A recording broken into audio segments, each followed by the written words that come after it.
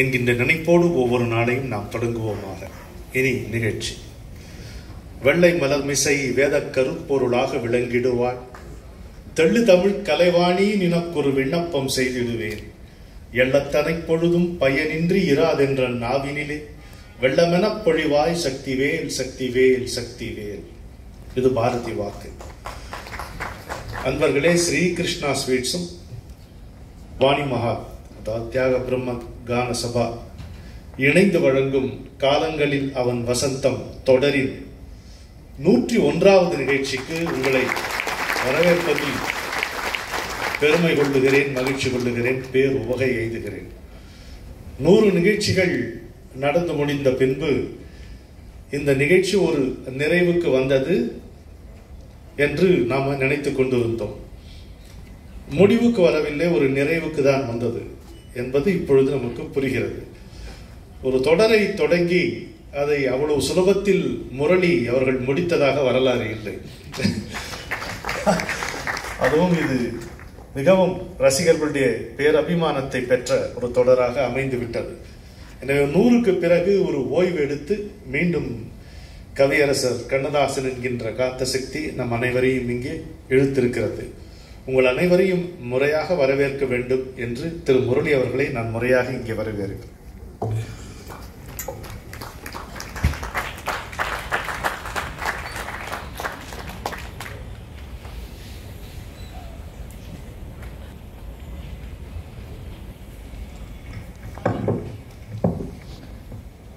ஸ்ரீ குருப்பியோ நமகா. எவ்வளோ சந்தோஷங்க, எவ்வளோ மகிழ்ச்சி. 100 நிகழ்ச்சி முடிஞ்சிருச்சு, 101வது ஆரம்பிக்கிறோம். ஒரு வெற்றி தொடராக அமைஞ்சிருக்கு. பவன்ஸில் அவ்வளவு நல்லா, அவ்வளோ கூட்டம், அவ்வளோ சந்தோஷம், அவ்வளோ மகிழ்ச்சி. அதே அளவுக்கு அதே இங்கே வந்துருக்கிறது ரொம்ப பெரிய பெருமை. ரமணன் சார் இருக்கார் இல்லைங்க, அவர் ஒரு தபசி. அவர் ஒரு காரியத்தை எடுத்துட்டாருன்னா அவர் அதில் எடுத்துட்டு இருக்கிற முயற்சி அமேசிங். நம்ம ஏதோ ஒரு 100 நிகழ்ச்சியை நம்ம பார்த்துட்டோம். 100 × 2 மணி நேரம் பார்த்தீங்கன்னா 200 மணி நேரம் நம்ம செலவு பண்ணியிருப்போம். ஆனால் அவர் இதுக்கு கொடுத்தது பார்த்தீங்கன்னா கிட்டத்தட்ட 3000 மணி நேரம் இருக்கும். அந்த உழைப்பு தான் இன்றைக்கி இவ்வளவு பெரிய ஒரு ரசிகர் கூட்டத்தை அவருக்கு உருவாக்கியிருக்கு. இந்த காலங்களின் வசந்தம் வந்து ஆல் ஓவர் த வேர்ல்டு, எங்கெல்லாம் தமிழ் நெஞ்சங்கள் இருக்கோ அங்கே எல்லாம் இது நிறைஞ்சிருக்கு. அந்த அளவுக்கு ஒரு பெரிய ஒரு வைப்ரண்ட் ப்ரோக்ராமாக மாறி இருக்குன்னா அதுக்கு அவருடைய பரிபூர்ண உழைப்பு மட்டும்தான் காரணம்.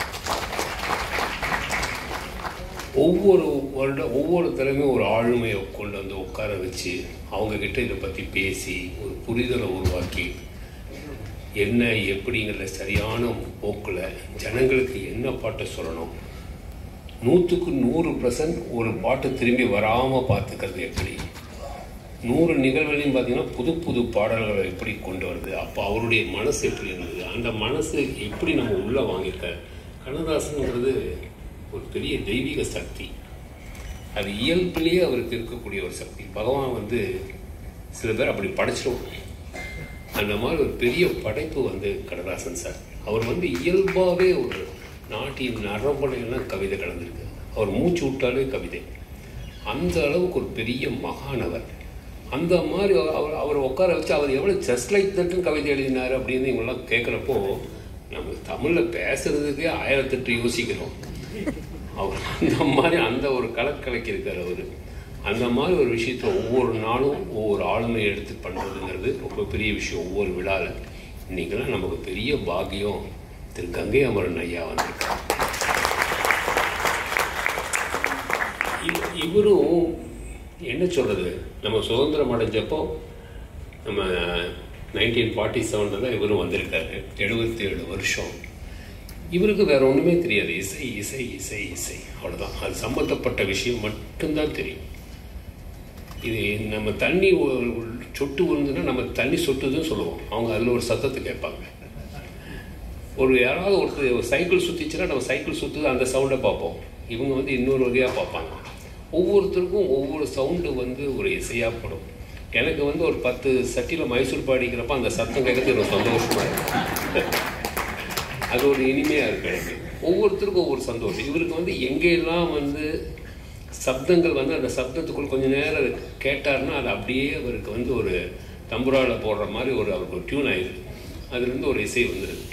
இதெல்லாம் சாத்தியமே இல்லைங்க. இதெல்லாம் வந்து அவங்களுடைய தாய் தந்தையர் செஞ்ச புண்ணியம், அவங்களுடைய குருமார்களுடைய பரிபூர்ண அனுகிரகம், அவங்க பெரியவங்களுடைய அனுகிரகம் பரிபூர்ணமாக இருந்தால் தான் இந்த மாதிரி இயல்பாக அமையும். சில பேர் இதுக்குன்னு ப்ராக்டிஸ் எடுத்து எல்லாம் பண்ணுவாங்க. பட் இவங்களுக்குலாம் இயல்பாகவே அந்த ஞானம் வருதுன்னா அவங்க எத்தனையோ ஜென்மாவில் செஞ்ச புண்ணியம் தான் இருக்குன்னு நினைக்கிறேன். அவர் வந்து இதில் கலந்துக்கிறதுங்கிறது எங்களுக்கெல்லாம் ரொம்ப பெரிய பாக்கியம். எப்பவும் போல் கண்ணதாசன் ஃபேமிலி அப்படியே வந்திருக்காங்க. இது எவ்வளோ பெரிய விஷயம்.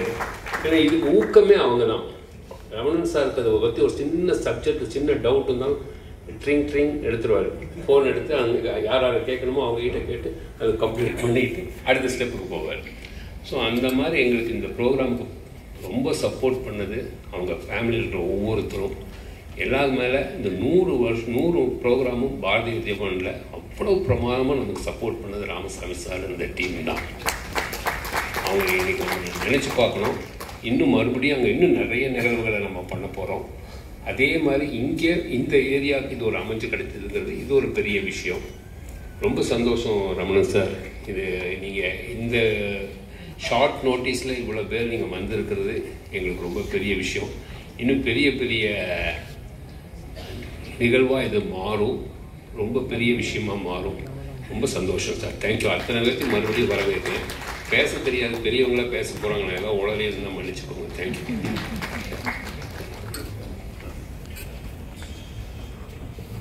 மிக்க நன்றி முரளி சார். கருவிலிருந்தே கவிஞனின் பிறப்பு, காலத்தின் பரிசே கவிதையின் சிறப்பு, கற்பனை என்பது கடவுளின் படைப்பு, கடவுளை வென்றது கவிஞனின் நினைப்பு. அதைத்தான் முரளி சார் தன்னுடைய வரவேற்புரையில் குறிப்பிட்டு போனார். இப்போ இன்னைக்கு சிறப்பு விருந்தினர் யாருங்கிறது ஒன்றும் சஸ்பென்ஸ் இல்லை, உங்களுக்கு தெரிஞ்சு போச்சு. அந்த வேட்டி கட்டி மாப்பிள்ளை மாதிரி எங்கள் கங்கை அமரன் சார் உள்ள வந்ததிலிருந்து எல்லாரும் அவரை மொய்த்தபடியே இருந்தார்கள். அதை பார்க்கவே ரொம்ப சந்தோஷமா இருந்தது. அவர் யார் அப்படின்னு உங்களுக்கு தெரியுது, ஆனால் அவர் யார் யார் அப்படின்னு உங்களுக்கு தெரியணும் இல்லை.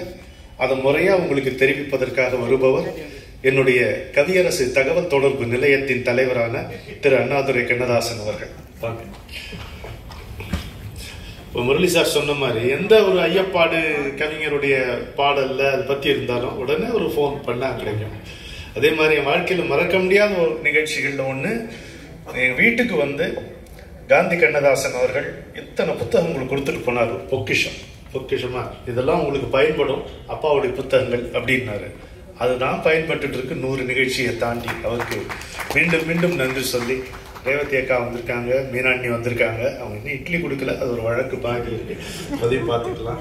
ஏஎல்எஸ் குடும்பத்திலேருந்து அவங்க வந்திருக்காங்க. உலக நாயகி பழனி, அப்பாப்பா எத்தனையோ பேர் எல்லாம் வந்திருக்காங்க. எங்களுடைய ரவிசங்கர், சுஜாதா, எப்படி அவங்க ராஜபாளையத்திலிருந்து மதுமிதா. நான் அட்டனன்ஸ் எடுத்தேன்னா நிகழ்ச்சியை முடிஞ்சு போயிடும். வாங்க அண்ணாதுரை.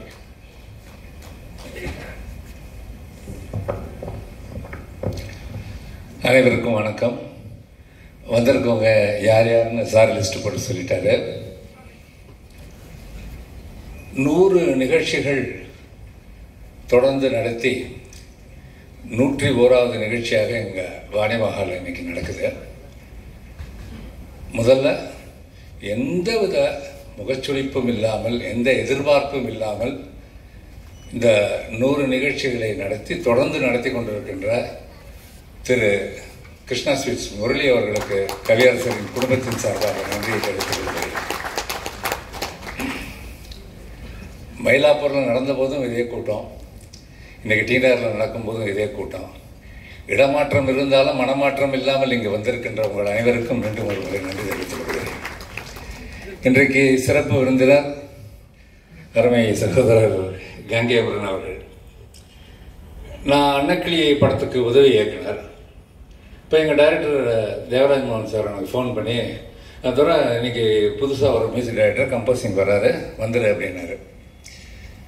ஆஃபீஸ் போயிட்டேன். அங்கே ஆஃபீஸில் வந்து ஒரு ஜீப் தான் எல்லாரையும் பிக்கப் பண்ணுறது. இவங்க 3 பேரையும் ஒரு ஜீப்பில் கூட்டிகிட்டு ஆஃபீஸ்க்கு வந்துட்டாங்க. முதல்ல ஹார்மோனியம், கிட்டார், தபலா எல்லாம் இறங்குச்சு. அதுக்கப்புறம் 3 சகோதரர்கள் இறங்குறாங்க. ஒரே மாதிரியான ட்ரெஸ், இன்னும் எனக்கு அது கண்ணிலே நிற்கிது. ஒரு மாதிரி ஒரு பட்டு கலரில் ராஜா, பாஸ்கர், அமர் சிங். அன்னைக்கு ஆரம்பித்த அந்த நட்பு அதற்கு பிறகு அத்தனை வருடங்கள், கிட்டத்தட்ட இன்னைக்கு 50 வருடங்களை கடந்து அது தொடர்ந்து கொண்டே இருக்கிறது. இளையராஜாவாகட்டும், கங்கைவரன் ஆகட்டும் அப்படியே தான் இருக்காங்க. வயசாயிடுச்சுங்கிறத தாண்டி அவங்களுக்கு எந்த மாற்றமும் நான் பார்க்கல. நான் அன்னக்கிளியில் பார்த்த அதே ராஜா, அதே அமர் தான் இன்னமும் அப்படியே தான் இருக்காங்க. அது ஒரு கடவுள் கொடுத்த வரம் தான் சொல்லணும். என்னுடைய படம், நான் இயக்கிய படத்துக்கு அமர் தான் மியூசிக்கு. விஸ்வநாதன் பூஜையில் ஆரம்பித்து வைக்கிறாரு, அமர் மியூசிக்கு. நான் சொன்னேன், அமர் எனக்கு இந்த கரகாட்டக்காரங்களில் வரா மாதிரி பாட்டு வேணும் அப்படின்னு. அதே போட்டுருவோம் அப்படின்னு சொல்லி எனக்கு போட்ட ஒரு பாட்டு, முத்தாடி முத்தெடுக்கும் நேரம் முச்சுகம் முப்பாலுக்கு அப்பாலும் தான் கூடும்னு. கிட்டத்தட்ட நீங்கள் பார்த்தீங்கன்னா அந்த கரகாட்டக்காரங்களில் வரப்போ அதே சாயில் இருக்கும். அமர் சொல்லுவார் நினைக்கிறார். ஆக இன்னைக்கு இந்த விழா 101வது காலங்களில் வசந்தம். இதை தொடர்ந்து நடத்துவோம் என்று அவர் உறுதிபட சொல்லியிருக்காரு. திரும்பவும் கவியரசரின் குடும்பத்தின் சார்பாக அவருக்கு நன்றியை தெரிவித்துக் கொள்கிறேன். கங்கைவரனை பற்றி பேசுறதா இருந்தால் பேசிக்கிட்டே போகலாம். ஏன்னா அமர் மட்டும் இல்லை, அமருடைய குடும்பத்தில் அவருடைய மனைவியின் சகோதரியின் கணவர்கள் எல்லாரையுமே ஒரு ஆரம்ப காலங்களிலிருந்து பழக்கம் இருக்குங்கிறதுனால அவர் வேறு நாங்கள் வேறு என்பதல்ல, எல்லாருமே ஒரே குடும்பத்தை சேர்ந்தவர்கள். இன்னைக்கு நீங்கள் ஒத்துக்கிட்டதுக்கும் வந்ததுக்கும் எங்களின் குடும்பத்தின் சார்பாக, நம் குடும்பத்தின் சார்பாக உங்களுக்கு நன்றியை தெரிவித்துக் கொள்கிறேன். நன்றி.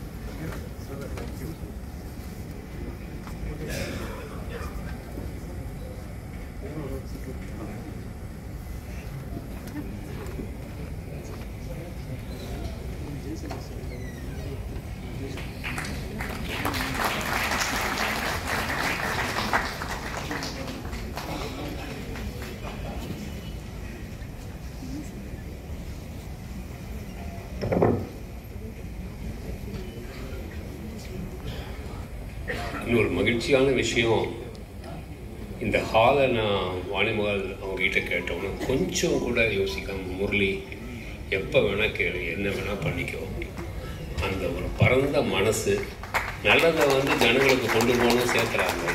சந்தோஷம், ரொம்ப மகிழ்ச்சியாக இருக்குது. அது சார்பாக மிஸ்டர் ரகு சார் வந்திருக்காரு. அவர் இவங்களை ஹானர் பண்ணுற மாதிரி கேட்டுக்கிறேன். தேங்க்யூ.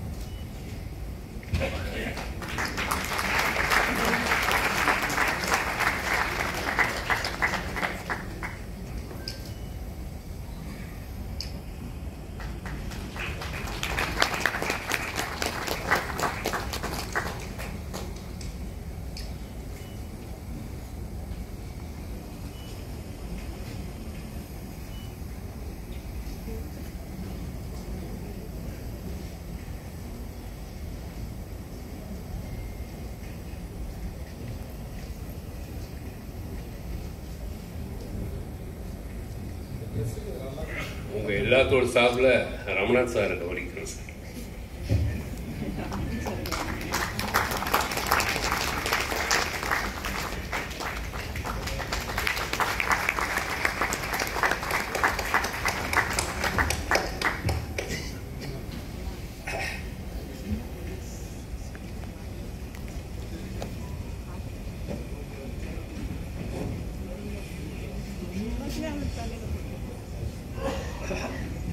Thank you.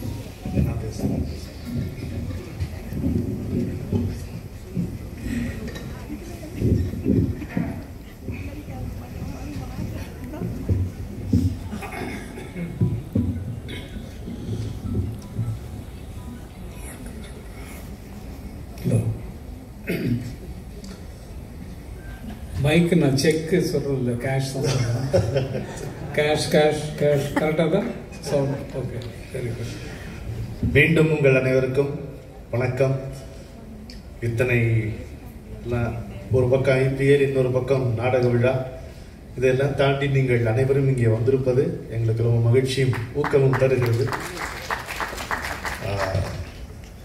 எனக்கு அமரன் அண்ணனை வரவேற்கணும்னு ஒரு ஆசை. என்னுடைய முறையில் வரவேற்கிட்டா. அண்ணே அண்ணே அமரன் அண்ணே, உங்க மனசு தங்க மனசு, ரொம்ப வயசு நல்லா இருங்க அண்ணே. சரியா இருக்கு. அண்ணே அண்ணே அமரன் அண்ணே, உங்க மனசு தங்க மனசு, ரொம்ப வயசு நல்லா இருங்க அண்ணே. நீங்க சொன்னதுல சந்தோஷம், அது எப்பவுமே ஆனந்தம். நீங்க வந்தாலே கலகலப்பு, பார்த்தாலே சுறுசுறுப்பு. அண்ணே அண்ணே அமரன் அண்ணே, உங்க மனசு தங்க மனசு, ரொம்ப வயசு நல்லா இருங்க அண்ணே. பாட்டு நல்லா கட்டுறீங்க, டுட்டும் பக்குவமா பாடுறீங்க, டுட்டும் ஆட்டி நல்லா இயக்குறீங்க, டுட்டும் கதை அழகழகா செதுக்குறீங்க. அண்ணன் தம்பியா கிளம்பி வந்தீங்க, ஆலமரம் போல் தழைச்சிங்க. அண்ணன் தம்பியா கிளம்பி வந்தீங்க, ஆலமரம் போல் தழைச்சிங்க. அண்ணன் வழி தம்பி வழி அழகாக அமைச்சுக்கிட்டீங்க. அண்ணே அண்ணே அமரன் அண்ணே, உங்க மனசு தங்க மனசு, ரொம்ப வயசு நல்லா இருங்கண்ணே. கண்ணு ரெண்டும் நமக்கு இருக்கு, இதுக்கு ஆமா கவியரச படிப்பதற்கு. காது ரெண்டும் கொடுத்ததெல்லாம் அந்த கானங்களை ரசிப்பதற்கு. அந்த நாளைய ஞாபகம் எல்லாம் இந்த அரங்கில் எடுத்து சொல்லுங்க. அந்த நாளைய ஞாபகம் எல்லாம் இந்த அரங்கில் எடுத்து சொல்லுங்க. பாட்டு பாடுங்க, பேச்சு பேசுங்க, யாரும் வீட்டுக்கு இங்க போக மாட்டாங்க. அண்ணே அண்ணே அமரன் அண்ணே, உங்க மனசு தங்க மனசு, ரொம்ப வயசு நல்லா இருங்க. நான் நன்றி சொல்வேன் உங்கள் பாடலுக்கு, என்னை இவர்களிடம் கொண்டு சேர்த்ததற்கு. அவ்வளோதான். ரொம்ப சந்தோஷம், ரொம்ப சந்தோஷம். என்னை பொறுத்தவரைக்கும் சொல்லணும்னா, இது எனக்கு பெருமைக்குரிய ஒரு மேடை. இந்த மாதிரி நிகழ்ச்சியில் நான் கலந்துக்கிட்டதே கிடையாது. தனியாக நான் பாட்டில் கத்திட்டு இருப்பேன், கிண்டல் பண்ணிட்டுருப்பேன், கேலி பண்ணிட்டு இருப்பேன். ஆனால் நீ ஒரு நல்ல இப்படி பேச முடியுமா, ஒரு நல்ல இப்படியெல்லாம் அடக்க முடியுமா, ஒரு மீட்டிங்கில் உட்கார முடியுமான்னு கேட்ட மாதிரி எனக்கு இருந்தது. தூரம் கேட்டதும் எல்லா ஃபேமிலியில் கேட்டதும் அது எனக்கு ரொம்ப சந்தோஷம் வந்தது. இது ரொம்ப இனிப்பான ப்ரோக்ராம், கிருஷ்ணா ஸ்வீட்ஸ் இருக்கிறனால. ஆனால் என்ன பண்ணுறது, டாக்டர் ஸ்வீட் சாப்பிடக்கூடாதுன்னு அதுக்காக ஒன்று தயார் பண்ணிருக்கேன்னு சொல்லிருக்காரு. அதுல சந்தோஷமாக இருக்காரு. சந்தோஷம். எவ்வளோ ஒரு பெரிய விஷயம் பாருங்க. ஒரு பெரிய கவிஞர், உலக மகா கவிஞர், நிமிஷத்தில் இப்படி சொன்னால் இப்படி நினைச்ச உடனே பாட்டு சொல்லக்கூடியவர். நல்ல பேரில் சொல்லுவோம், பார்க்கும்போது எங்களோட அனுபவத்தை சொல்வதே வந்துடும். அந்த மாதிரி விழாவே இது ஒருத்தான விழா. இது எல்லா இடத்துலையும் நடக்கணும். 100 நிகழ்ச்சியை நடத்தி கொண்டு வந்து 101வது நிகழ்ச்சியை ஆரம்பிச்சிருக்காங்க. அப்படிங்கும்போது ரொம்ப சந்தோஷமான ஒரு சமாச்சாரம். சொல்லும்போது சொன்னார் அமர் சிங் இறங்கினார்னு.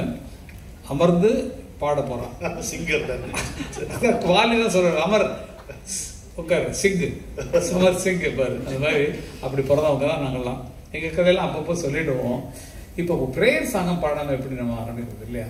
ஒரு என்ன ப்ரேயர் சாங் நான் ஆரம்பிக்கணுமா? குருவாயூர் தன்னில்லவன் தவழ்கின்றவன், ஒரு கொடியோடு மதுராவை ஆழ்கின்றவன், திருவேங்கடத்தில் நின்று அருள்கின்றவன், அந்த ஸ்ரீரங்கத்தில் பள்ளி கொள்கின்றவன், அந்த ஸ்ரீரங்கத்தில் பள்ளி கொள்கின்றவன், புல்லாங்குழல் கொடுத்த மூங்கில்களே எங்கள் கண்ணதாசனில் புகழ் பாடுங்களே, வண்டாடும் கங்கை மலர் தோட்டங்களே, வந்துட்டான், வண்டாடும் கங்கை மலர் தோட்டங்களே, நல்லா இருக்கும் இல்லையா? அந்த மதுசூதனர் புகழ் பாடுங்களே, எம்எஸ்வி ஞாபகம் இந்த பாட்டு பாடணும்ல. ஆமா, அதான் திடீர்னு தோந்துச்சு. அது எம்எஸ்வி எல்லாம் போட்ட சமாச்சாரங்களே ஒன்றும் சொல்ல முடியாது. நாங்கள்லாம் எங்கள் ஆரம்பத்தில், எங்களுடைய வயசு ஆரம்பத்தில் சின்ன வயசாக இருக்கும்போது எங்கள் சினிமாவுக்கெல்லாம் வரும்னு தெரியாது. ஆனால் பாடிட்டு இருப்போம், வீட்டில் உட்காந்து பாடுறதெல்லாம் வழக்கம் எங்களுக்கு. அப்படி பாடும்போது பாடல்களை கேட்டு அப்படி மனப்பாடம் ஆகிடும். டோட்டலாக எந்த பாட்டு கேட்டாலும் சரி கரெக்டாக வந்து சேர்ந்துடும். அது நினச்சி உட்காந்தோம்னா அத்திக்காய் காய்க்காய்னா வந்து சேர்ந்துடும். அது மாதிரி அதுலேயே வளர்ந்து அதுலேயே ஊறி இருக்கிறனால அவர்களுடைய அமைப்பு அசைவு எல்லாத்தையும் பார்த்துட்டு நேராக பார்க்கும்போது ஏற்பட்ட பிரமிப்பு இருக்க அது சொல்லவே முடியாது. அது பெரிய அனுபவம். வந்து உங்களுக்கு தெரியும் நினைக்கிறேன். நம்ம சபதம் படத்துக்கு ஜிகே மியூசிக்கில் போகிறாங்க. அப்போ வந்து தேன் சிந்ததே வானம்ங்கிற பாட்டு கம்போஸ் பண்ணி அவங்க எடுக்கிறாங்க. அப்போ வந்து அந்த பாட்டுக்கு வந்து பல டியூன் போடுறாங்க. போட்டோடனே அது வந்து வரல. அண்ணன் தான் அசிஸ்டன்ட் மியூசிக் டைரக்டர். அவரும் கிட்டார் வச்சிருப்பார், நானும் கிட்டார் வச்சிருப்பேன். நான் போய் சும்மா கூட உட்காந்து கம்போசிங்கில் உட்காந்துக்கிறேன். அப்போ வந்து டியூன் எந்த டியூனோ ஓகே ஆகலைன்னொன்னே அண்ணன் சொன்னாங்க, அண்ணா அந்த இந்த கன்னடத்தில் போட்டேன் அந்த சாங் இன்னொன்று என்ன பண்ணுறான் இந்த ஹாயாகிதே தினமண்ணா அந்த பாட்டு போடலாமே. சரின்ட்டு அந்த வார்த்தையை மறைச்சிட்டு டியூன் போடுறோம். ஹாயாகிதே தின மன அகுவாகிதேன்னு கன்னடத்தில் போட்ட பாட்ட லா லா லா லா லல லர லர சொல்லணும். லா லா லா அண்ணனும் பாடி காட்டுறாங்க, அண்ணனும் ஜெயிக்க பாடுறாங்க. தல நனா தனனா ஓகே தேன் சிந்ததே வானம் உன்னை என்னை தாளாட்டுது சொல்லிட்டாரு. முடிச்சுட்டு போட்டு முடிஞ்சு போச்சு. அப்படி வார்த்தைகள் சொன்ன உடனே டியூன் சொன்ன உடனே வர்றதை ஆற்றுல பார்த்து நாங்கள் பிரமிச்சு போய் நிற்கிறோம். இது மாதிரி நிறைய எக்கச்சக்கமாக நடந்தது வாழ்க்கையில். அதே மாதிரி பார்த்தீங்கன்னா எங்களுக்கு இந்த பின்னால் வரும்னு நினைக்கிறேன். நமக்கு பின்னால் எங்கள் வாழ்வில் எங்களுக்கு உற்சாகத்தை ஏற்படுத்தி எங்கள் அம்மா வந்து நாங்கள் ரொம்ப கஷ்டப்பட்ட குடும்பம் இல்லை. ஊரில் வந்து ஒரு 10 ஏக்கர் விவசாய லேண்ட் இருக்குது. அதில் போட்ட காய்கறிகள், அதில் போட்ட சோளம், கம்பு, தெனை இதெல்லாம் வச்சு சாப்பிட்றது வழக்கம் உண்டு. அரிசி சாதமும் சாப்பிட்றது அவர் ரொம்ப இதான குடும்பம் கிடையாது. நல்ல குடும்பம் தான், ரொம்ப கஷ்டப்படாத குடும்பம் தான். அப்படி எங்கள் அம்மா காப்பாற்று. நான் பிறக்கும்போதும் அப்பா இல்லை. அப்பா இறக்குற சமயத்தில் தான் நான் பிறக்கிறேன். அப்போ அண்ணனும் ஒரு 3-4 வயசில் வந்து அப்பாவை இழந்துட்டார். அதனால் எங்களை ஃபுல் வளர்த்தது எங்கள் அம்மா தான். எங்கள் அம்மா நாங்கள் பாடுற பாட்டெல்லாம் பார்த்து நல்லா பாடுறீங்கப்பா, இந்த பாட்டெல்லாம் நான் கேட்டிருக்கேன், ஏதாவது கேட்காத மாதிரி பாட்டெல்லாம் போடுங்கன்னொன்னே கேட்காத மாதிரியா அப்படின்னு சொல்லிட்டு எங்களுக்கு மனசில் ஒரு ஆசை வரும். என்ன கேட்காத மாதிரின்னு கேட்குறாங்களே, புது பாட்டு ஏதோ கேட்குறாங்க போருக்கு அப்படின்னு சொல்லிட்டு சரின்ட்டு பக்கத்தில் எங்கள் ஊரில் கம்பத்தில் பக்கத்தில் வந்து மைக் செட்டுக்கு ரெக்கார்டு வைக்கிற இடம். நியூ ரெக்கார்ட்ஸ் வந்துச்சுன்னா கம்பத்தில் தான் போய் வாங்கணும். எங்கள் ஊர்லேருந்து ஒரு 10 கிலோமீட்டர் போகணும், 10 மைல் போகணும்.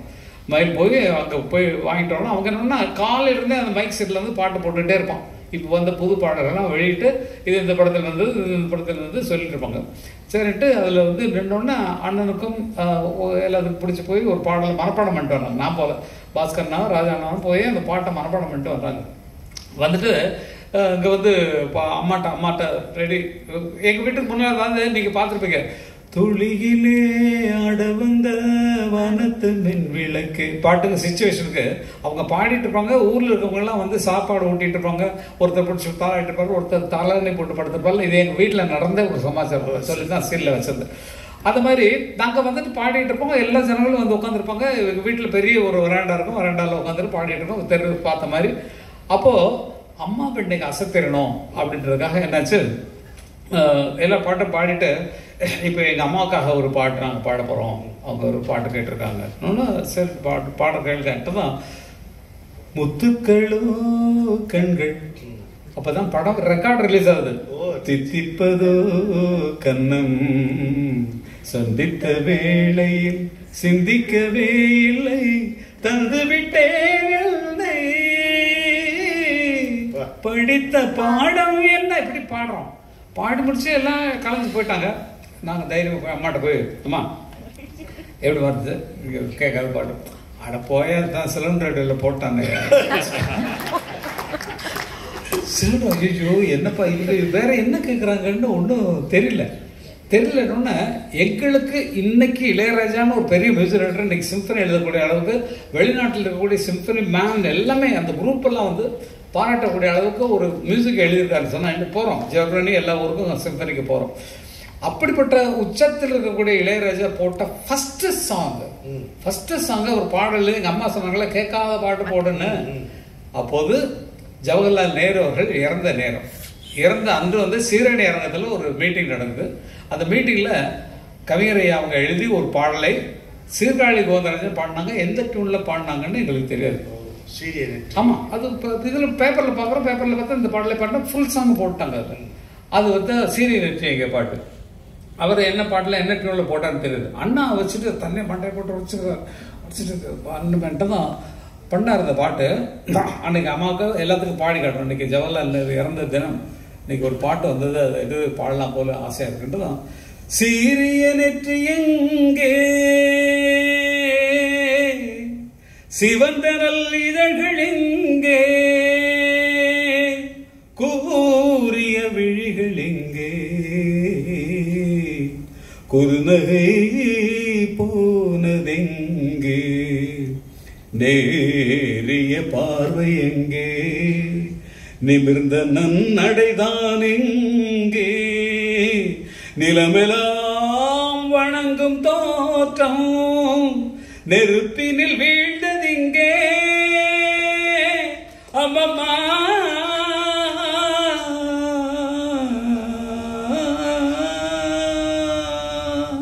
அம்மம்மா என்ன சொல்வேன், அண்ணலை தீயிலிட்டார், அன்னையை தீயிலிட்டார், பிள்ளையை தீயிலிட்டார், சாவே உனக்கு ஒரு நாள் சாவு வந்து சேராதோ, சஞ்சலமே நீயும் ஒரு சஞ்சலத்தை காணாயோ, தீயே உனக்கு ஒரு நாள் தீ மூட்டி பாருமோ, யாரிடத்தில் போயுரைப்போம், யார் நிழலில் தவம் இருப்போம், யார் சொல்லி காவல் கொண்டோம். இந்த மாதிரி பாட்டை பாடிட்டு அழுதாச்சு. கண்ணீர் தகுந்தது பாடுற பாவத்திலே கண்ணீர் இருந்துச்சு. எங்கள் அம்மாவும் அப்படியே அழுதுட்டு உட்காந்துருக்காங்க. இன்னைக்கு அந்த ஃபீலிங்லேயே உட்காந்துருக்காங்க. இப்போ இதான்ப்பா கேட்காத பாட்டு, நான் கேட்டதுப்பா, இது நீயே சொந்தமாக போடுற, அதான் சொந்தமாக டியூன் போடுறேன்னு சொல்ல தெரியல உங்களுக்கு. கேட்காத பாட்டுன்னா அந்த மாதிரி அதுலேருந்து தான் எங்களுக்கு ஆரம்பிச்சது பாட்டு. கவிஞர் கண்ணதாசன் அவர்களுக்கு அப்புறம் இளையராஜா கிடைச்சது கங்கை மரன் தான். காரணம் என்னன்னா நான் பாட்டெல்லாம் எழுதி வச்சிருக்கேன். அண்ணன் வந்து என்ன பண்ணுவாருன்னா அடுத்து ஏதாவது டியூன் பண்ண. நீங்க கேஷுவலா சொல்லிட்டீங்க, இது ஒரு வரலாற்று பதிவு. நிஜமா அம்மா சொல்லி அதுக்கப்புறம் தான் ஒரு டியூன் போட ஆரம்பிச்சாருங்கிறது வந்து பதிவு செய்யப்பட வேண்டிய ஒரு விஷயம். 10 வயசுல 1964 நேரு இருந்த பொழுது ஆல் இண்டியா ரேடியோ தான், இது கிடையாது, டிவி எல்லாம் வரல. அப்போ இந்த சீரிய நெற்றி எங்கே, சிவந்தனல் இதழ்கள் எங்கே, இந்த கவிதை திருலோக சீதாராம் உடஞ்சு போய் அழுகுறாரு. சீர்காழி கோவிந்தராஜன் பாட முடியாம வசனமா சொல்றாரு. அது இதுக்கு ஒரு மெட்டு இருக்குன்றத வந்து நாங்க இன்னைக்கு நீங்க சொல்லிதான் தெரிஞ்சுக்கோம். அது ஒண்ணு, நீங்க அம்மா சொல்லித்தான் இந்த உங்களுடைய இந்த ஒரு வேள்வி மாதிரி ஒரு வாழ்க்கை, ஒரு வெற்றிகரமான இந்த வாழ்க்கை ஆரம்பிச்சிருக்கின்றது. அதனாலதான் நாங்க அம்மாவை தொட்டுட்டே இருக்கோம் இன்னைக்கு வரைக்கும். எத்த பாட்டு எடுத்தாலும் அம்மா பாட்டெல்லாம் பழிச்சுட்டு இருக்கோம். அது ஒண்ணு வச்சிருக்கீங்களே இல்லையா, காலமகள். ஆஹா, இதே மாதிரி இருக்கும்போது அம்மாவுக்கு பிடிச்ச பாட்டு என்னன்னா, நாங்கள் இப்படியே உட்காந்துருக்கோம் வீட்டுக்குள்ளே. எங்கள் அண்ணனோட கச்சேரிகளில், பாவல வரதனுடைய இசை நிகழ்ச்சிகளில் நாங்கள் போய் பின்னணி குரல்களாக, நாங்கள் ஒரு 10-12 வயசில் பெண் குரலாக இருக்கும் இல்லையா, மகாராட்ட வர்றது முதல்ல, அதில் பாடுறது வழக்கம் உண்டு. அதில் பாடுறது வழக்கம். எங்கள் அம்மா வந்து இப்படி போயிட்டுருக்காங்களே, இவங்களும் என்னமோ இருக்குது இவங்களுக்கு அப்படின்னு சொல்லிட்டு நாங்கள் ஏதோ வருத்தப்படுறோம் போருக்கு அப்படின்னு சொல்லி நினச்சி, அம்மா வேலைக்கெல்லாம் போகிறாங்க அப்படின்னு வருத்தப்படுறோம்னு நினச்சி, எப்பா பாடும்போது இந்த பாட்டு எனக்கு ரொம்ப பிடிக்கும்ப்பா, அதாவது எங்களை தேக்கிறதுக்காக சொன்னாங்க. காலமகள் கண் திறப்பாள் சின்னையா, நாம் கண்கலங்கி கவலைப்பட்டு என்னையா, 4 பக்கம் வாசல் உண்டு கண்ணையா, அதில் நமக்கும் ஒரு வழி இல்லையா சொல்லையா. காலமகள் கண் திறப்பாள் சின்னையா, சின்ன சின்ன துன்பமெல்லாம் எண்ண எண்ண கூடுமடா. டியூன் பாருங்க. சின்ன சின்ன சின்ன சின்ன துன்பமெல்லாம் எண்ண எண்ண கூடுமடா, ஆவதெல்லாம் ஆகட்டுமே அமைதி கொள்ளடா. ஒரு பொழுது இன்பம் வரும், மறு பொழுது துன்பம் வரும், இருளினிலும் வழி தெரியும் ஏக்கமேனடா, கண்ணா தூக்கம் கொள்ளடா. இது பாடுறோம் அந்த பாட்டு. கல்லுக்குள்ளே கல்லிருக்கும் தேரைக்கெல்லாம் கருணை தந்த செய்வோம், கனி இருக்கும் வண்டுக்கெல்லாம் இருந்த தெய்வம், நெல்லுக்குள்ளே மணியை நெருப்பினிலே ஒளியை உள்ளுக்குள்ளே வைத்த தெய்வம் உனக்கு இல்லையா தம்பி, நமக்கு இல்லையா தம்பி, நமக்கு இல்லையா. ஒரு தாயுடைய ஏக்கம் பாருங்க. இந்த பாட்டை ரசிச்சு நீ கவலைப்படாதீங்களா, உங்களுக்கு ஒரு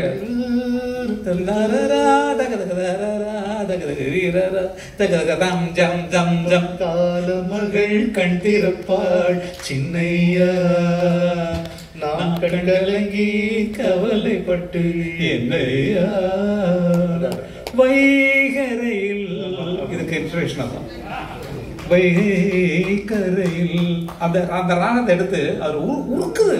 ராகம் பாருங்க, இப்போ பாடின அவ்வளவு உருக்கமா இருக்கு சமாச்சாரம். அதெல்லாம் எம்.எஸ். விஸ்வநாதர் அவர்கள் போட்ட பிச்சை, கவிஞர் அவர்கள் போட்ட பிச்சை, அது உள்ள வந்து ஏறிருக்கு. பாரதியார் வந்து எவ்வளவோ அவருடைய புறச்சூழ்நிலை வாழ்க்கை எவ்வளவு சிரமமா இருந்தாலும் நம்ம கவலைப்படக்கூடாதுங்கிறதுல சொல்றாரு. கவலைப்படுதலே கடு நரகம் வாங்குறாரு. நரகம் தனியா இல்லடா, கவலை தான் நரகம். நம்மளை பார்த்து சிரிக்கிறார். கருதி கருதி கவலைப்படுவார். யோசிச்சு யோசிச்சு கவலைப்படுவானுங்க. எல்லாம் நல்லா இருந்த கூட எல்லாம் நல்லா இருக்கு, ஏதோ சரியில்லையேன்னு அப்படி வருமா. அதுக்கு கருதி கருதி கவலைப்படுவார், கவலை கடலை கடியும் வடிவேல் முருகனை பாடுவாரு. அது எங்க வாத்தியார் சொல்றதுதான். எப்படா கவலைன்னா இருமைன்னு அர்த்தமா. ஆமா, கவடுன்னு சொல்றோம். கவட்டு, கவன், இருமை. நடக்குமா நடக்காதா, இது கிடைக்குமா கிடைக்காதா, இதெல்லாம் இது கவலை, இருமை.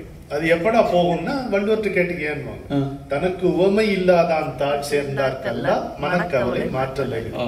எவனுக்கு ஒப்பு சொல்ல முடியாது, எவனுக்கு ரெண்டு கிடையாது. அந்த தாள் நம்ம சேர்ந்தோம்னா அது ரெண்டு தாள் தான், ஆனா ஒரு தாள் தான், ஒரு கால் தான் அது. ஆக்சுவலா அங்க சேர்ந்தோம்னா இந்த கவலை தீரும் அப்படிங்கிற இது அப்படியே வாங்குறாருன்னா. ஒரு கவிதையில போற போக்குல தேர்ந்தெடுன்னு ஒரு சின்ன கவிதை கவிஞர் சொல்றாரு. என்னடா துன்பம், அதை எட்டி உதை, வாழ்ந்து பார் எப்போதும் உன்னை நம்பி, இடுகாடு போன பின் நடுவீடு அழைக்குமோ, ஏறி விளையாடு தம்பி அழுவார். என்னடா துன்பம், அதை எட்டி உதை, வாழ்ந்து பார் ஏறி விளையாடு தம்பி, இடுகாடு போன பின் நடுவீடு அழைக்குமோ, ஏறி விளையாடு தம்பி, பின்னினால் வேட்டி இழை பிரிந்ததும் கந்தல். அவ்வளவுதானே. பின்னினால் வேட்டி இழை பிரிந்ததும் கந்தல், இதில் பேதமை கொண்டு வெம்பி பிழை செய்ய வேண்டுமா, தேரெடு புகழெடு பின்பு நீ தங்க கம்பி. இன்னினார் இனியவர் என்பதை தேர்வதில் எடை போட வேண்டும் நீயே. கவனமா இருக்க. இன்னினார் இனியவர் என்பதை தேர்வதில் எடை போட வேண்டும் நீயே, இழை உலவு தென்றலில் குழல் உலவும் கூடலில் இளைய மீனாட்சி துணையே. ஆரே வரி என்னவா ஒரு மெசேஜ் கொடுக்கிறோம். இப்ப அந்த காலமகள் கண் திறப்பாள நினைச்சு பாருங்க. அப்படியே அவருடைய பல பாடல்களுக்கு அவருடைய கவிதைகளே பொருத்தமா இருக்கும். அதுக்கு முன்னுரை மாதிரியே இருக்கு. அதுதான் அவருடைய அழகு. இதுல என்ன திரும்ப காந்தி அண்ணன் பேர் இங்க நான் குறிப்பிடணும். அவர் கொண்டு வந்து கொடுத்தாரு சொன்னேன்ல, அதுல இது வந்து 4வது தொகுதியில இருக்கு. கவிதையுடைய 4வது தொகுதியில அது பிரிச்ச உடனே கண்ணில் தென்பட்ட கவிதை. இன்னைக்கு உங்க முன்னிலையில் அதை சொல்லும் பொழுது காந்தி இங்க வந்திருப்பது எனக்கு ரொம்ப மனசு ரொம்ப நிறைவா இருக்கு. இது ஒரு சுபசகனமா இருக்கு. சந்தோஷம் சந்தோஷம். முதல்ல அவரை பார்த்த சந்தர்ப்பம் கூட வேற ஒரு சந்தர்ப்பம். பார்த்தது இதெல்லாம் பார்த்தோம், இந்த தேன்ஸ் தேவானம் அந்த பாட்டில் தான். அப்போ வந்து நான் பாட்டு எழுத 2 சில ஜி.கே. வெங்கடேஸ்வரனுக்கு தெரியும், எங்கள் அண்ணா ராஜானுக்கு தெரியும். அப்போ வந்து பஞ்சன் தான் வந்திருக்காங்க. பஞ்சன் வரல, பாட்டு எழுதுறதுக்கு இவர் கண்ணப்பன் வந்தார் நினைக்கிறேன். அண்ணன் இப்போ நான் ஜிகே வேண்ட சொல்ல அண்ணா எனக்கு கொஞ்சம் அவருக்கு உதவியாளரை கொஞ்சம் சேர்த்து விடுங்க அப்படிங்கிற மாதிரி சொல்லணும்னா அவர் எழுந்தார். வேறு எது கவிஞர் இந்த ராஜாவோட தம்பி அமர் இன்னும் கொஞ்சம் கவிதை பாட்டெல்லாம் எழுதுறான், உங்கள்ட்ட அசிஸ்டண்டாக சேரணுன்றான். வர சொல், அவ்வளோ வேற ஒன்றும் சொல்லு, யாரும் முகத்தை கூட பார்க்கல, அப்படியே வர சொல் அப்படின்ட்டாரு. மறுநாள் காலையில் போகிறேன், இது இருக்கிற அதே வீட்டுக்கு நிறைய காசு விற்குது வரிசையா. ஒருத்தர் அவர் வந்தார், வெளியே வந்தார். வந்தோடனே முதல்ல ஒருத்தர் நின்று இருந்தார், லெட்டர் வச்சுட்டு, என்ன யாருன்னு இல்லை காரைக்குடியிலேருந்து வரங்க, நல்ல எனக்கு நாடகங்கள் நடிக்கிறதுக்கு ரொம்ப ஆசை எனக்கு, நீங்கள் யார்கிட்டயாவது சொல்லிடுங்க. ஒரு இருக்கிறவங்களே என்ன பண்ணாங்கன்னு நான் தெரியல, இந்த வேலைலாம் நான் ஈடுபட முடியாது, ஏப்பா எனக்கு எதாவது கொடுத்தேன் ஊருக்கு போய் சார் அப்படின்னாரு. அப்புறம் அங்கே வந்து ஐயா நான் கல்கிக்கு நான் கட்டுறேன், சரி மண்டபத்துக்கு வந்துடுறேன். இப்படி பேசிட்டு வந்தார். கடைசியில் நான் நீ யாரு நான் இந்த ஜிகே வெங்கடேஷ் சொன்னார் இல்லைங்களா அந்த அசிஸ்டன்ட், சரி சரி சரி சரி சரிட்டு தான் போனாரு. காரில் இருக்காரு. காரில் ஏறி போயிட்டு இருந்தா அங்கே நின்றுட்டு இருக்காரு. பார்த்தா அப்புறமேல பஞ்சண்ணா மேல இருந்து வந்தாரு. பஞ்சண்ணா மேல இருந்து என்னப்பா அப்படின்னாரு. இல்லை ஜிகே என்ன அசிஸ்டண்டா வந்து சேர்க்க சொன்னாருன்னொன்னே, சரி இது போக வேண்டியதானே கூட இப்போ பொண்ணோன்னு போயிட்டாரு அப்படின்னா, அடப்பாவி போய் சொல்லிட்டு மியூசிக் போயிட்டாரு கங்கராஜபுரம் ஆஃபீஸில். சரி பின்னாலே போய் பார்த்தான். அவர்கிட்ட அசிஸ்டண்டா இருக்கிறதுனா என்ன, அவரை வேடிக்கை பார்க்கறது தான். நம்ம ஏதாவது சொல்ல முடியுமா? அப்படி சொல்ற சந்தர்ப்பங்கள் பேசலாம். அவர்கிட்ட அசிஸ்டண்டா இருக்கிறது அவர் வேடிக்கை பார்த்துட்டு. ஆமா, வேற வேலை கிடையாது. ஜிஎஸ் மணி உங்களுக்கு தெரியும். ஆமாமா, அவர் இந்த நிகழ்ச்சியில கலந்துட்டாரு. அவர் நான் கேட்டேங்க, அது மறக்கவே முடியாது. அவர் கேட்டேன், ஏன் ஐயா வந்து கவிஞர் வந்து அப்படியே டியூன் சொன்ன உடனே கவிதை சொல்லுவாருன்றாங்களே, அது என்ன கொஞ்சம் மிகைப்படுத்தி சொல்றாங்க. அட நீ வேற அந்த ஆளு செவத்துல எழுதி வச்சிருக்கிறது படிக்கிற மாதிரி சொல்லுவான் பாரு. அப்படி வந்து ஒரு புகழ் நானு. அதே மாதிரி ஒரு சந்தர்ப்பம் கவிஞரையோட ஒர்க் பண்ணோம். முதல் பாட்டு வந்து அவர் எழுதுனது வந்து இளையராஜாவுக்கு 2வது படம். அண்ணா வந்து அண்ணங்கிளில் பஞ்சண்ணா ஃபுல்லாக எழுதுனாங்க. 2வது பாலூட்டி வளர்ந்த கல்வின்ற படம் தேவராஜ் மோகன் அவங்க டைரக்ஷனில். புது மியூசிக் போடலாம்னு சொல்லிட்டு இது நல்லா வந்திருக்குமா, அது அண்ணங்களே எல்லாம் பண்ணிருக்காங்க பண்ணிக்கிட்டோன்னு அந்த காம்பினேஷன் ஒர்க் அவுட் ஆச்சு இல்லைங்களா. அதுக்கு போகிறோம். அப்போ தான் கவிஞரை வர முதல் பாட்டு எழுதுறதுக்கு. முதல் பாட்டு எழுதுனோன்னே அது சொன்னாங்க, சரி இந்த 2 சும்மா ஜாலியாக பாடிட்டு இருக்க மாதிரி ஒரு பாட்டுங்க சிச்சுவேஷன் சொன்னோன்னே அவர் என்ன பண்ணார், நாங்கள் டியூனை போட்டுப்போம். தன்னா திருதன்னா தன்னா தின்னா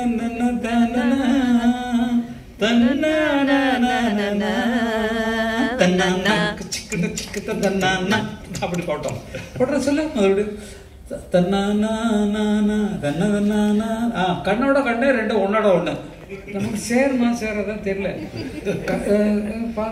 நான் உட்காந்துருக்கேன். அப்புறம் கண்ணோட கண்ணு 2 ஒன்னோட ஓகேங்க. அப்புறம் தானா கல்லும் இல்லை பூவும் இல்லை தேவையில்லை அப்படின்னாரு. பூவில் ஆமா கண்ணும் இல்லை புல்லும் இல்லை தேவையில்லை. அப்புறம் கண்ணா ஓடோடிவா தன்னானா தன்னானா கண்ணாவா ராஜாவான்ட்டாரு. ராஜாவுக்கும் எழுதுற ஃபர்ஸ்ட் சாங் ராஜாவான்னு தான் எழுதுறாரு. அது மாதிரி அந்த பிளக்ஸிங் பாருங்க எவ்வளவு தூரம் வந்து மங்களமா அமைஞ்சு போச்சு. அது இது பெரிய கடல் தெய்வம், அது எழுத்துக்கு தெய்வம் பாட்டு. ஆமா, அப்படி வந்து சேர்ந்தது.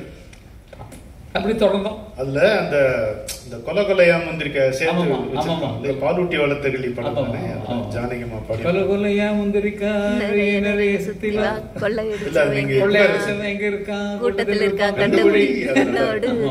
இந்த முடியும் போது கரெக்டா அது எடுப்பாரு, நல்லா இருக்கும். அவர் கள்ளம் இல்லே முள்ளும் இல்லை பூவிலே கண்ணா ஓடோடிவா போயிட்டு இருக்கு. ரொம்ப எக்ஸ்பெரிமெண்டல் நிறைய பண்ணுறோம். இவங்க ஹெல்ப் இல்லைன்னா அதே மாதிரி அண்ணன் என்ன அதிசயம். அண்ணன்ட்ட நான் பேசினோட ஆனால் உனக்கு பிடிச்ச பாட்டெல்லாம் கொஞ்சம் சொன்னா அன்னைக்கு இந்த ஒரு ஃபங்க்ஷன் போகிறான் அண்ணன் கவிஞரை பற்றி ஒரு ஃபங்க்ஷன். ஏன்னா அந்த 1000 மலர்களே நடந்த சுச்சுவேஷன் உனக்கு தெரியுமா, அது சொல்லு அப்படின்னாரு. 1000 மலர்களே மலர்கள் ஒரு பாட்டு இருக்காங்க, கேள்விப்பட்டேன். அவர் அண்ணனே நிறைய சொல்லியிருக்காரு. அது எனக்கு ரொம்ப பிடிச்ச இது, அது சொல்ல இருக்காரு. அது சொல்லி 2-3 சொல்லிருக்காரு, அதெல்லாம் பார்ப்போம். அது பாக்கியங்க. அவருக்கு கடைசி பாட்டு எழுதும்போது கடைசி பாட்டுன்னு நமக்கு தெரியாது. நீங்க இருந்தீங்களா? ஆமா ஆமா இருக்கோம், வெளியே நிற்கிறோம். முடிச்சுட்டு என்ன வார்த்தை அவர் சொல்லுவார்னா அதுதான் பெரிய பெருமையான வார்த்தை. இன்னைக்கு வரைக்கும் எனக்கு ரொம்ப பெருமையாக நினைச்சிருக்குது. ராஜா பாட்டு இருக்கு, ஒரு ஊருக்கு போடுறாரு, இப்போ ஏதாவது சேஞ்சஸ் அமரர்கள்லாம் சேஞ்ச் பண்ணிக்கோ. இது எல்லா பாட்டுக்கும் சொல்றாரு. அப்போ வந்து கவிஞர்கள் வந்து பாட்டு எழுதும் போது அசிஸ்டன்ட் வருவாங்க. அசிஸ்டன்ட் வந்து அவங்கள வந்து ஏதாவது பாடுறவங்களுக்கு வார்த்தை கொஞ்சம் இடிச்சதுன்னா அந்த இக்கு இப்போ இதெல்லாம் மாற்றி கொஞ்சம் கொடுக்கறதுக்கு ஒரு அசிஸ்டன்ட் இருப்பாங்க. அப்போ அண்ணனுக்கு மட்டும் அசிஸ்டன்ட் கிடையாது, நேரடியாக ஃபர்ஸ்ட்ல இருந்தே இருக்கும்போது ஏதாவது சேஞ்ச் இருந்தால் அமர வச்சு பண்ணிக்கோ அப்படின்னு சொல்லி விட்டுருவாரு. இதில் பயங்கரமான விஷயங்கள்லாம் நடந்துருக்கு, எக்கச்சக்கமான விஷயங்கள்லாம். இந்த மின்மினிக்கு கண்ணில் ஒரு மின்னல் வந்ததுன்னு ஒரு பாட்டு இருந்தது, உங்களுக்கு தெரியும். அப்போ வந்து பாரதி ராஜா ஊரில் இல்லை, அவர் வந்து கேரளாவில் ஷூட்டிங் இருக்காரு. இப்போ பாட்டு சொல்லி எடுத்துருங்கடா, ஒரு லவ் சாங் தானே சொல்லி எடுத்துருங்க அப்படின்னா கவிஞர் வர்றாரு, வந்து எங்கே டேரக்டர் இல்லையா? இல்லைண்ணே அவர் ஷூட்டிங் இருக்காரு, நாங்கள் பூஜைக்காக சாங்க சரி சொல்லு அப்படின்னாரு. அண்ணா வந்து இந்த மின்மினிக்கு தென்னா தின்னா அப்படின்னாரு.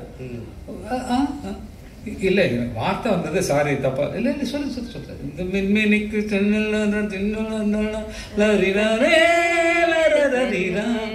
இந்த மின்மினிக்கு கண்ணில் ஒரு மின்னல் வந்தது, அடி பெண்ணே இருக்கண்ண. அவ்வளவுதான். நமக்கு சேரமா சேரலன்னு தெரியல. அப்புறம் பாடி பார்த்தா தான் தெரிஞ்சது, இந்த மின்மினிக்கு கண்ணில் ஒரு மின்னல் வந்தது, அடி கண்ணே அழகு பெண்ணே, காதல் ராஜாங்க பறவை தேடும் ஆனந்த உறவை சொர்க்கம் என் கண்ணிலே. இப்படி போட்டாரு. ஒரு ஒரு ஒரு சரணம் 2 சரணம் எழுதி கொடுத்தாரு, ஒரு 2-3 சரணம் எழுதி வாங்கிடுச்சு. என்ன பாரதிராஜா வரணுவேன் இல்லைடா, கதையை சொல்ற மாதிரி அவர் எதுவுமே எழுதுல, ஒரே வர்ணனை தான் இருக்கு. இல்லை நீங்க கதையை சொல்லி எங்கள்கிட்ட சொல்ல இருந்தா நாங்கள் சொல்லிருக்கோமே என்னன்னா சரி. அவர் தான் இல்லை ரெக்கார்டிங் உட்காந்துட்டோம். அப்போ ரெக்கார்டிங் தான் வர்றது ஷூட்டிங்ல இருந்து வந்தால ஒரு சரணமாக தான் கதை வர்ற மாதிரி இப்போ ஒரு சரணம் எழுதான் அப்படின்னாரு. சரின்ட்டு நான் என்ன பண்ணேன், முதல் சரணம் தலைவர் எழுதுனது, பின்னால் நான் எழுதுனது என்னன்னா, இந்த மங்கை இவள் இன்ப கங்கை என்ற மன்னன் என்னை சேரும் கடல், இந்த கடல் பல கங்கை நதி வந்து சொந்தம் கொண்டாடும் இடம், என்னுடல் உனக்கென்று சமர்ப்பணம். அவன் கேட்டான் கொல்றதுக்காக காத்துருக்கான். அடி என்னடி உனக்கென்று அவசரம் அப்படின்னு சொல்லி போட்டோன்னு ஓகே போட்டு அதுக்கப்புறம் சொல்லிட்டோம். அடுத்த கதை இப்படி எழுதான். அதான் ஆள் வச்சிருக்கேன் அவனுக்கு ஆளு. அப்படி ஒரு பேர் வாங்கினா ஆளு முன்னால உட்காந்துருக்க ஒரு நல்ல கைதுகள் தரான். என்ன ரொம்ப இருக்கு, எவ்வளவு கஷ்டப்பட்டு. இல்ல நிஜமா இதெல்லாம் பாக்கியங்க, கிடைச்ச பாக்கியம். இவர்களுடைய ஆசையினாலதான் இன்னைக்கு இளையராஜா நாங்கள்லாம் இருக்கிறோம்னு சொன்னா இவருடைய வாழ்க வாழ்க வாழ்க வாழ்த்துறதுதான். வான்மேகங்களே வாழ்த்துங்கள் பாடுங்கள் அவ்வளவுதான். அது நான் இன்று கண்டு கொண்டேன் ராமனை முடிஞ்சு வச்சு. அது மாதிரி வாழ்த்துக்கள் தான் அவர் நிறைய வாங்கிடும். அவரு கேரக்டரே விசித்திரங்க. அதாவது பாரதியார் சொல்வாரு, அனிசை காவியம் 1000 கற்கினும் ஆழ்ந்திருக்கும் கவி உள்ளம் காண்கிறார்.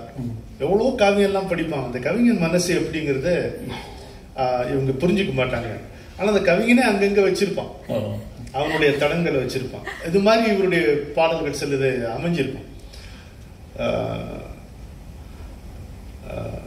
அடித்தால் அழுவேன் ஒரு நாள், யாரும் அணைத்தால் சிரிப்பேன் மறுநாள், எடுப்பார் கைகளில் பிள்ளை ஒரு பகையோ உறவோ இல்லை. அது அப்படியே கவிஞருடைய குணச்சித்திரமே இருக்கும் இல்லைங்களா?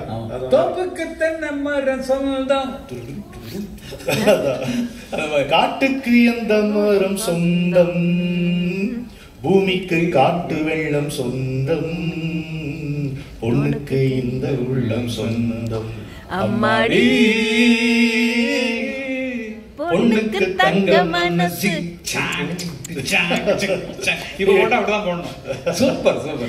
அப்படின்னு அப்போ ஒரு அவிவேக சிந்தாமணின்னு ஒரு கவிதை இருக்கு, அதுவும் 4வது தொகுதியில இருக்கு, காந்தி 4வது தொகுதியில. அதுதான் வந்து எங்க அப்பாவுக்கு ரொம்ப கவர்ந்த ஒரு கவிதை.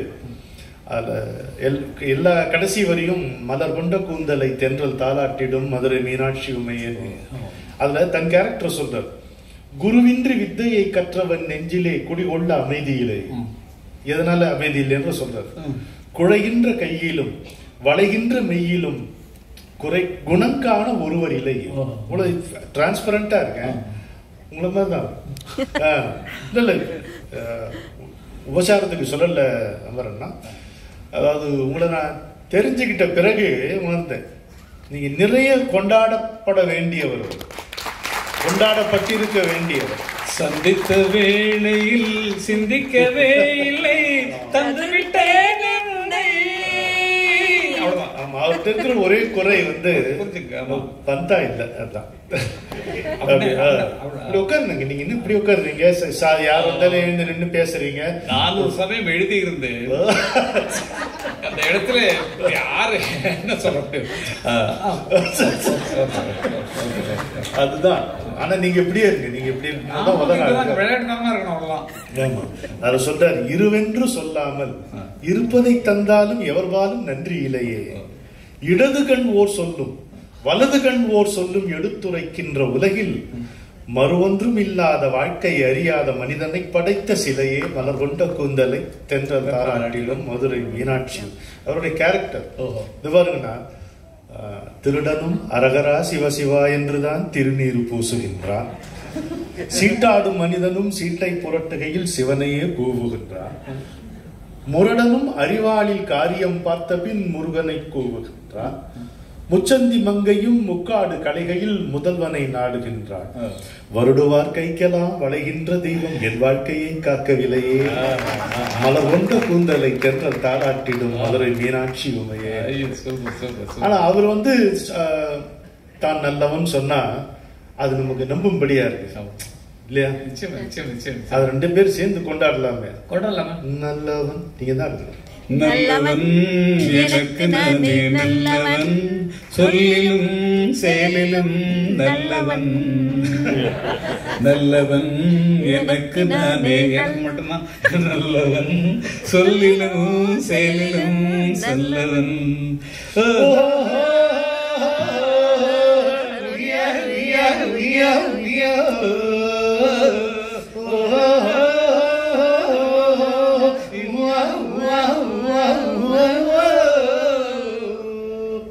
உள்ளம் சொன்னதை மறைப்பவன் இல்லை, ஊருக்கு தீமை செய்தவன் இல்லை.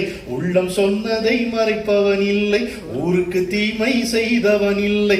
வல்லவன் ஆயினும் நல்லவன், வல்லவன் ஆயினும் நல்லவன். நல்லவன் எனக்கு நானே நல்லவன், சொல்லிலும் செயலிலும் வல்லவன். பள்ளம் மேடு கண்டால் பார்த்து செல்லும் பிள்ளை, நான் பாசம் என்ற நூலில் சேர்த்து கட்டிய முல்லை. இல்லை என்ற சொல்லே என்றும் சொன்னதில்லை, என் கண்ணை நானே கண்டேன் அதில் உன்னை நானே கண்டேன். என் கண்ணை நானே கண்டேன் அதில் உன்னை நானே கண்டேன்.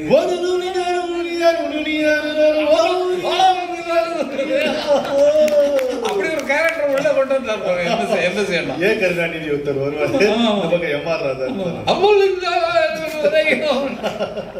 என்ன கம்போசிஷன், என்ன இதெல்லாம் நினைச்சு பாக்குறது எப்படி இருக்கு. நீங்க தயவு செய்து இப்ப இருக்கிற பாட்டெல்லாம் கேளுங்க, கொஞ்சம் பொறுமையா கேளுங்க. கேட்கறத ஒன்றும் தப்பு கிடையாது இல்லைங்க. ஆனா வந்து என்னன்னாங்க, முந்தியெல்லாம் தமிழ் படத்துல பாட்டு தமிழ்லயே இருந்துச்சுங்க. அப்போ எனக்கு புரியும்படியா இருந்துச்சு. நம்ம பிள்ளைகள்லாம் நம்ம வந்து கான்வென்ட்ல படிக்க வச்சிருக்கோம். இது தமிழ் பள்ளிக்கூடத்துல படிக்க வச்சவங்க யாராவது கை தூக்க பார்க்கலாம் ஒருத்தர் இல்ல. அது காலங்களுக்கு தகுந்த மாதிரி காலங்களில் இது மாறும், கலைகளிலே எல்லை மீறும், மாதங்களில் எல்லாம் போகும்.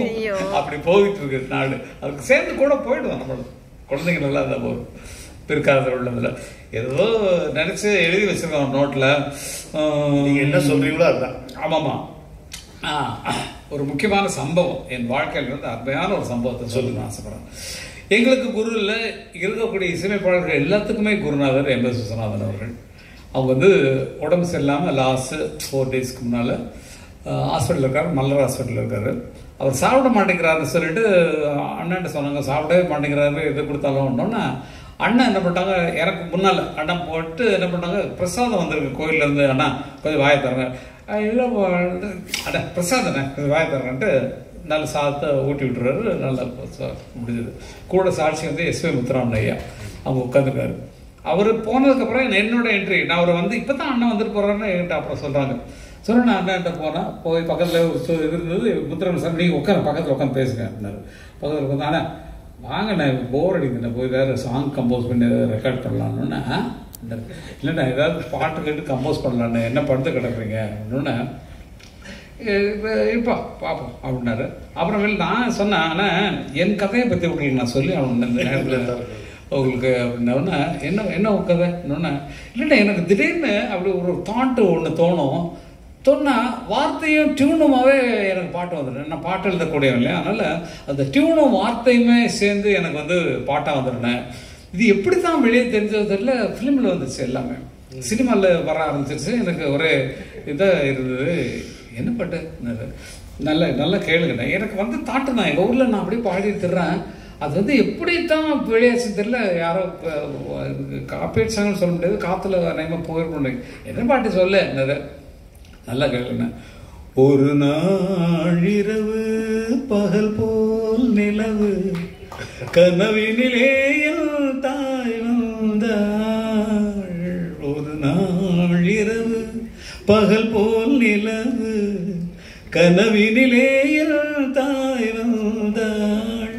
கண்ணா சுகமா கிருஷ்ணா சுகமா, எனக்கு கண் கலங்குது. கண்மணி சுகமா சொல்கின்றாள். இது நீ போட்டியா? ஆனா இல்ல நிஜமா நான் அந்த கிராமத்துல இருக்கும்போது அப்படி பாடிட்டு இருப்பேன்ல, அதுல யாருக்கோ கேட்டு யாரோ அப்படியா நிஜமாவா? இது 4 நாளைக்கு முதல்லங்க, போறதுக்கு 4 நாளைக்கு முதல்ல சிரிக்க வச்சுட்டு இருந்த போய் வானத்தில் இருந்தே பாடுகின்றேன், இந்த வழியில் உன்னை தேடுகின்றேன். அங்க எம்எஸ்சி வந்துருவாரு. கண்ணா சுகமா கிருஷ்ணா சுகமாயல். என்ன டியூனுங்க, என்ன வார்த்தைகள், அந்த வார்த்தைக்கு தகுந்த மாதிரி இப்படி ஊனை உயிர்க்கிற மாதிரி பாடல்கள் இப்போ வரலைங்கிறது ரொம்ப கஷ்டமான ஒன்று. அது கொஞ்சம் நியாயமாக சொல்லணும்னு அண்ணன் பாட்டு சொல்லலாம். அண்ணன் பாட்டு வந்து நல்லா இருக்குது. அதுக்கு எங்கள் குருநாதர் அவர் தான். எம்எஸ்சி அவங்களுடைய பாடல்கள் தான். அதெல்லாம் சொன்னேன்னா சொல்லக்கூடாத ரகசியங்கள்லாம் சிலதெல்லாம் சொல்லக்கூடாது. ஒரு தடவை வந்துட்டீங்க இல்லை, இவ்வளோ தூரம் வந்த சொல்லக்கூடாது. ஒரு விஷயம் நடந்தது சொல்கிறேன்.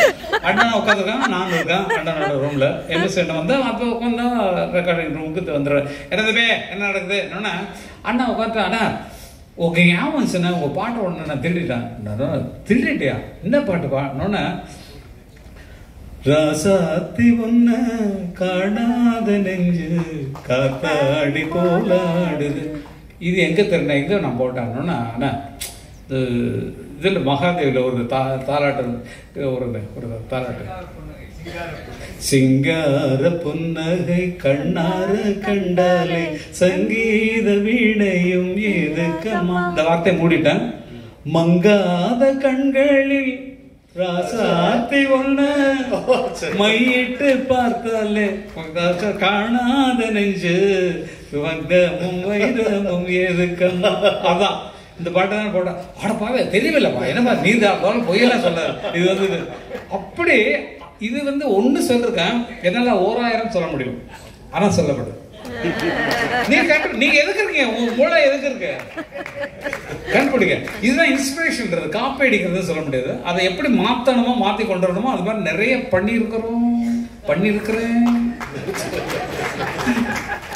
நல்ல இது ஒன்று கேளுங்க. பொன்மான தேடி நானும் என்னோட இருக்கு. பொன்மான தேடி நானும் பூவோட வந்தேன், நான் வந்த நேரம் அந்த மானங்கு இல்ல, அந்த மான் போன மாயம் என்ன ராசாத்தி, அடி நீ சொன்ன பேச்சு அத்தோட வீசும் காத்தோட போச்சுதடி அப்படிங்கிற மாதிரி ஒரு பாட்டு போட்டான். இந்த பாட்டுக்குள்ள சிச்சுவேஷன் என்னன்னு சொன்னா, கலைமணின்னு ஒரு ரைட்டர் இருந்தார். அவர் தான் எல்லா கதைகளுக்குமே வந்து சீர்திருத்தம் பண்ணக்கூடிய ஒருத்தர். அவர் கலைஞானம் தான் வந்து கதையை கேட்டு இது இப்படி சேஞ்ச் பண்ணலாமே, இப்படி ஒரு கேரக்டர் கொண்டு வரலாமே சொல்லுவாங்க. அவர் ஃபர்ஸ்ட் டைரக்ட் பண்ணுற ஒரு படத்துக்கு நான் வந்து மியூசிக் பண்ணுறேன். எங்கள் ஒரு ராசாத்தின்னு ஒரு படம். அந்த படத்தில் பண்ணோன்னே என்ன சிச்சுவேஷன் சொல்லுங்கள் கம்போஸ் பண்ணலாம்னு ஒன்றும் இல்லைங்க. ஒரு 2 பேர் லவர்ஸை பிரிஞ்சிருக்காங்க. முதல்ல லவர் இருந்தாங்க, இப்போ பிரிஞ்சிருக்காங்க. அவங்க 2 பேரும் பாடுற மாதிரி பாட்டாக வேணும். எப்படி எதிர்பார்க்குறீங்கன்னா, இல்லை பாட்டுக்கு பாட்டு எடுத்த மாதிரி இருந்தால் நல்லாயிருக்கும் அப்படின்னாங்க. அதுக்கு நாங்கள் அதவே போட்டால் போச்சு. பாட்டுக்கு பாட்டு எடுத்துன்றா நான் போட்டது பொன்மான தேடி. இது பாதியெல்லாம் கட் பண்ணிட்டேன். பாட்டுக்கு பாட்டெடுத்து நான் பாடுவதை கேட்டாயா, துள்ளி வரும் வெள்ளலையே நீ போய் தூது சொல்ல மாட்டாயா, அங்க தூக்கி போட்டான். பொன்மான தேடி நானும் போட வந்தேன். பாட்டு பயங்கர ஹிட். இன்னைக்கு வரைக்கும் கூட அந்த பாட்டை ஹிட். அப்படி நமக்கு அள்ளித்தரதுக்கு கவித்துக்கு ஐயா இருக்கிறாங்க, இசைக்கு வந்து MS விஸ்வநாதன் இருக்காங்க. அவங்கள ஃபாலோ பண்ணாலே போருங்க. இவங்க இப்போ வந்து மாடர்னா பண்றாங்களே, இந்த மாதிரி மெலடிஸ் எடுத்து வச்சு பண்ணாங்கன்னா ரொம்ப நல்லா இருக்கும்ன்றது. நம்ம யாருங்க என்ன பிள்ளையே கேட்க மாட்டேன், அவன் போட்டு அப்படிதான் ரேப்ல கொண்டு வந்தது ஃபர்ஸ்ட் என் பையன் தான். பிரேம்ஜியை வந்து லண்டன்ல படிக்க வச்சேன், மியூசிக் காலேஜில் தான் படித்தான். படிச்சுட்டு அவனுக்கு பிளாக்ஸ் தான் ரொம்ப அவனுக்கு ஃப்ரெண்ட்ஸ். அதனால அவங்க கூட பழகுறதுனால இந்த ரேப்பை கொண்டு வந்து ஃபர்ஸ்ட் ஏ ஓ மை கடவுளே இதுக்கு சாரு பப்பா தனக்கு வீடு தப்பான்னு போட்டு கொடுத்தோம். அப்படிதான் ஆரம்பிச்சது. தமிழ்ல வந்து சவுத்துல வந்து ரேப் ஆரம்பிச்சது காரணம் எங்க பிள்ளைகள்ல ஒரு பிள்ளைலாம் பண்ணியிருக்கான். நல்லதா இருக்குது, பரவாயில்ல. அந்த மாதிரி நிறைய அனுபவங்கள் அவங்க பெரியவங்க இல்லாம நான் கொண்டு நடக்காங்க. MSV போட்டுக்கிட்டே போகலாம், கவிஞரை பற்றி சொன்னா சொல்லிக்கிட்டே போகலாம், அவ்வளவு பாட்டு இருக்கு. இந்த முன்னாள் சந்தான பாரதி உட்காந்துருக்காரு, அவர் இவ்வளவு பெரிய டைரக்டர் ஆனது காரணத்துக்கு கவிஞரையா பெரிய காரணம்னு சொன்னா, அவர் வந்து கவிஞரையா வீட்டில் கொஞ்சம் ஒரு செல்ல பிள்ளை மாதிரியே இப்படிப்பா வந்துட்டு போவார், வீட்டில் சாப்பிட்டதும் போவார், சாப்பிட்டதான் போவார், அப்படிப்பட்ட ஆள். அப்போ வந்து என்ன ஒரு அசிஸ்டண்ட்டாக சேரணும் எனக்கு யார்கிட்ட சொல்லிவிடுங்க அப்படின்னோடனே அவர் ஸ்ரீதர்கிட்ட சொல்லி ஒரு அசிஸ்டண்ட்டாக சேர்த்தாரு. ஸ்ரீதர்கிட்ட இவங்க போனதுனால தான் நாங்கள் ஸ்ரீதர் படத்துக்கு மியூசிக் பண்ணோம்.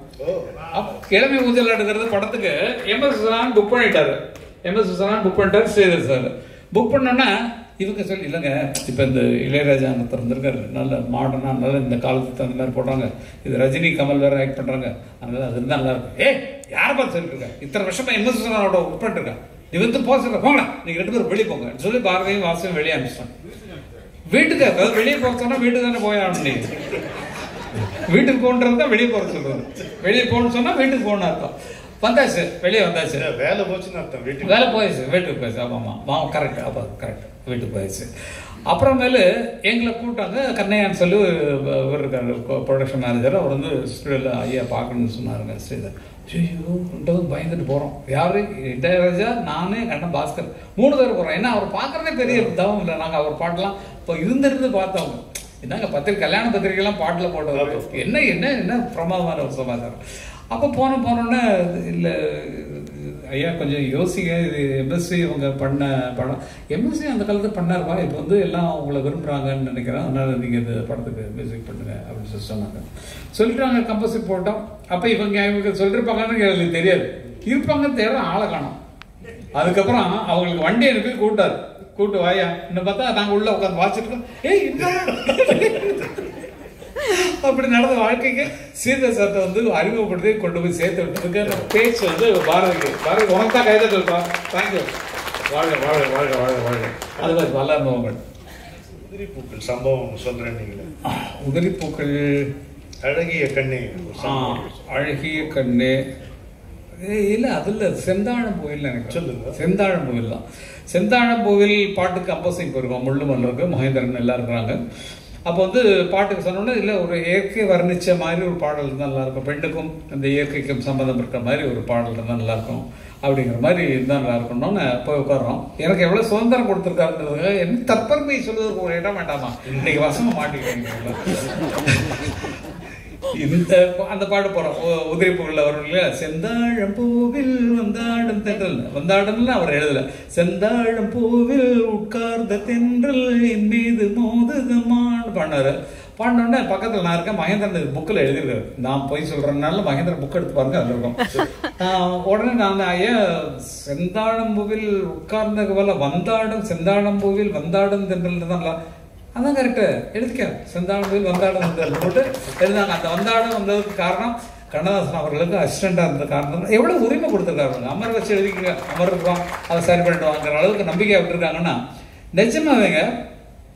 அவர் அமெரிக்கா போற போது கண்ணை கலைமானைக்கு என்ன பாட்டு பாருங்க, ஊமை என்றால் ஒரு வகை அமைதி, ஏழை என்றால் அதில் ஒரு அமைதி, நீயோ கிழிப்பேடு பண்பாடும் ஆனந்த குயில் பேடு, சதி செய்தது, பேதை போல விதி செய்தது, கண்ணே கலைமகன் எழுதிட்டாரு. போறாரு திரும்பி வரலன்னு தெரியும். அப்போ ஒரு முழு பாடல எழுதி கொண்டிருந்தது போக்கிரி ராஜாங்கிற படத்துக்கு ஏவிஎம்ல. அப்போ கவிஞருக்கு அப்புறம் யாருங்கிறது சினிமாவிலே ஒரு கேள்விக்குறியா இருந்தது. அப்போ வைரமுத்துவும் இன்ட்ரடியூஸ் ஆயிருக்காரு, அப்போ தான் வந்துட்டு இருக்காரு. நான் ஆல்ரெடி நிறைய சாங்ஸ் எல்லாம் அப்போ எழுதியிருக்கேன். நேராக என்ன ஏவிஎம்ல வர சொன்னாங்க, பாட்டு எழுதணும்னு. எம்எஸ் விஸ்வநாத் மியூசிக்கில் என்னை கூப்பிட்டோன்னே நான் போனேன், என்னங்க இல்லை இந்த பாட்டு டியூனை கேட்டு எழுதுங்க அப்படின்னு சொல்லிட்டு சொன்னாங்க. சொன்னோன்னே நான் நினச்சி பார்க்குறேன், இந்த கம்பெனியில் இதுக்கு முதல்ல 2 பாட்டு அவர் தான் எழுதுறாரு. அப்போ கண்ணதாசனுக்கு அப்புறம் யாரு? நம்ம தான் அப்படிங்கிற ஒரு இது வந்தது. தள்ள கொட்டெல்லாம் விழுந்தது நிறையா. இல்லை வர முடியாதுங்க, எப்படிங்க வர முடியும்? ஆனால் அவர் தெரிஞ்சதுனால எந்த பாட்டு கேட்டாலும் எனக்கு வந்து சந்தான பாட்டில் சாட்சி இருக்கான் சொன்ன உடனே எனக்கு வார்த்தை வர வைக்கிறதுக்கு காரணம் அவர் தான். எந்த பாட்டாக இருந்தால் சரி, அண்ணா வந்து டியூன் போட்டு கொடுக்குறாங்க. நான் என் பெருமையை பேசுகிறேன்னு நினைக்காதீங்க. அவர் எவ்வளோ தூரம் எனக்குள்ள இறங்கி இருக்கிறாருங்கிறத நான் உங்களுக்கு சொல்லணும். மாரிஸ் ஹோட்டலில் வந்து பாம்புகர் ஹோட்டலில் வந்து கம்போசிங் நடக்குது. அது மாதிரி தந்தனம்லாம் முடிஞ்சு போச்சு. பாம்புகர் ஹோட்டல் நடந்தால் அண்ணா வந்து இந்த கல்லுக்குள்ளீரம் அந்த படம் தான் நினைக்கிறேன், பாரதி ராஜா படம். அப்போ அண்ணா டியூன் பண்ணுறாங்க, இடைய விடாது, உங்களுக்கு தெரிஞ்சிருக்கும்.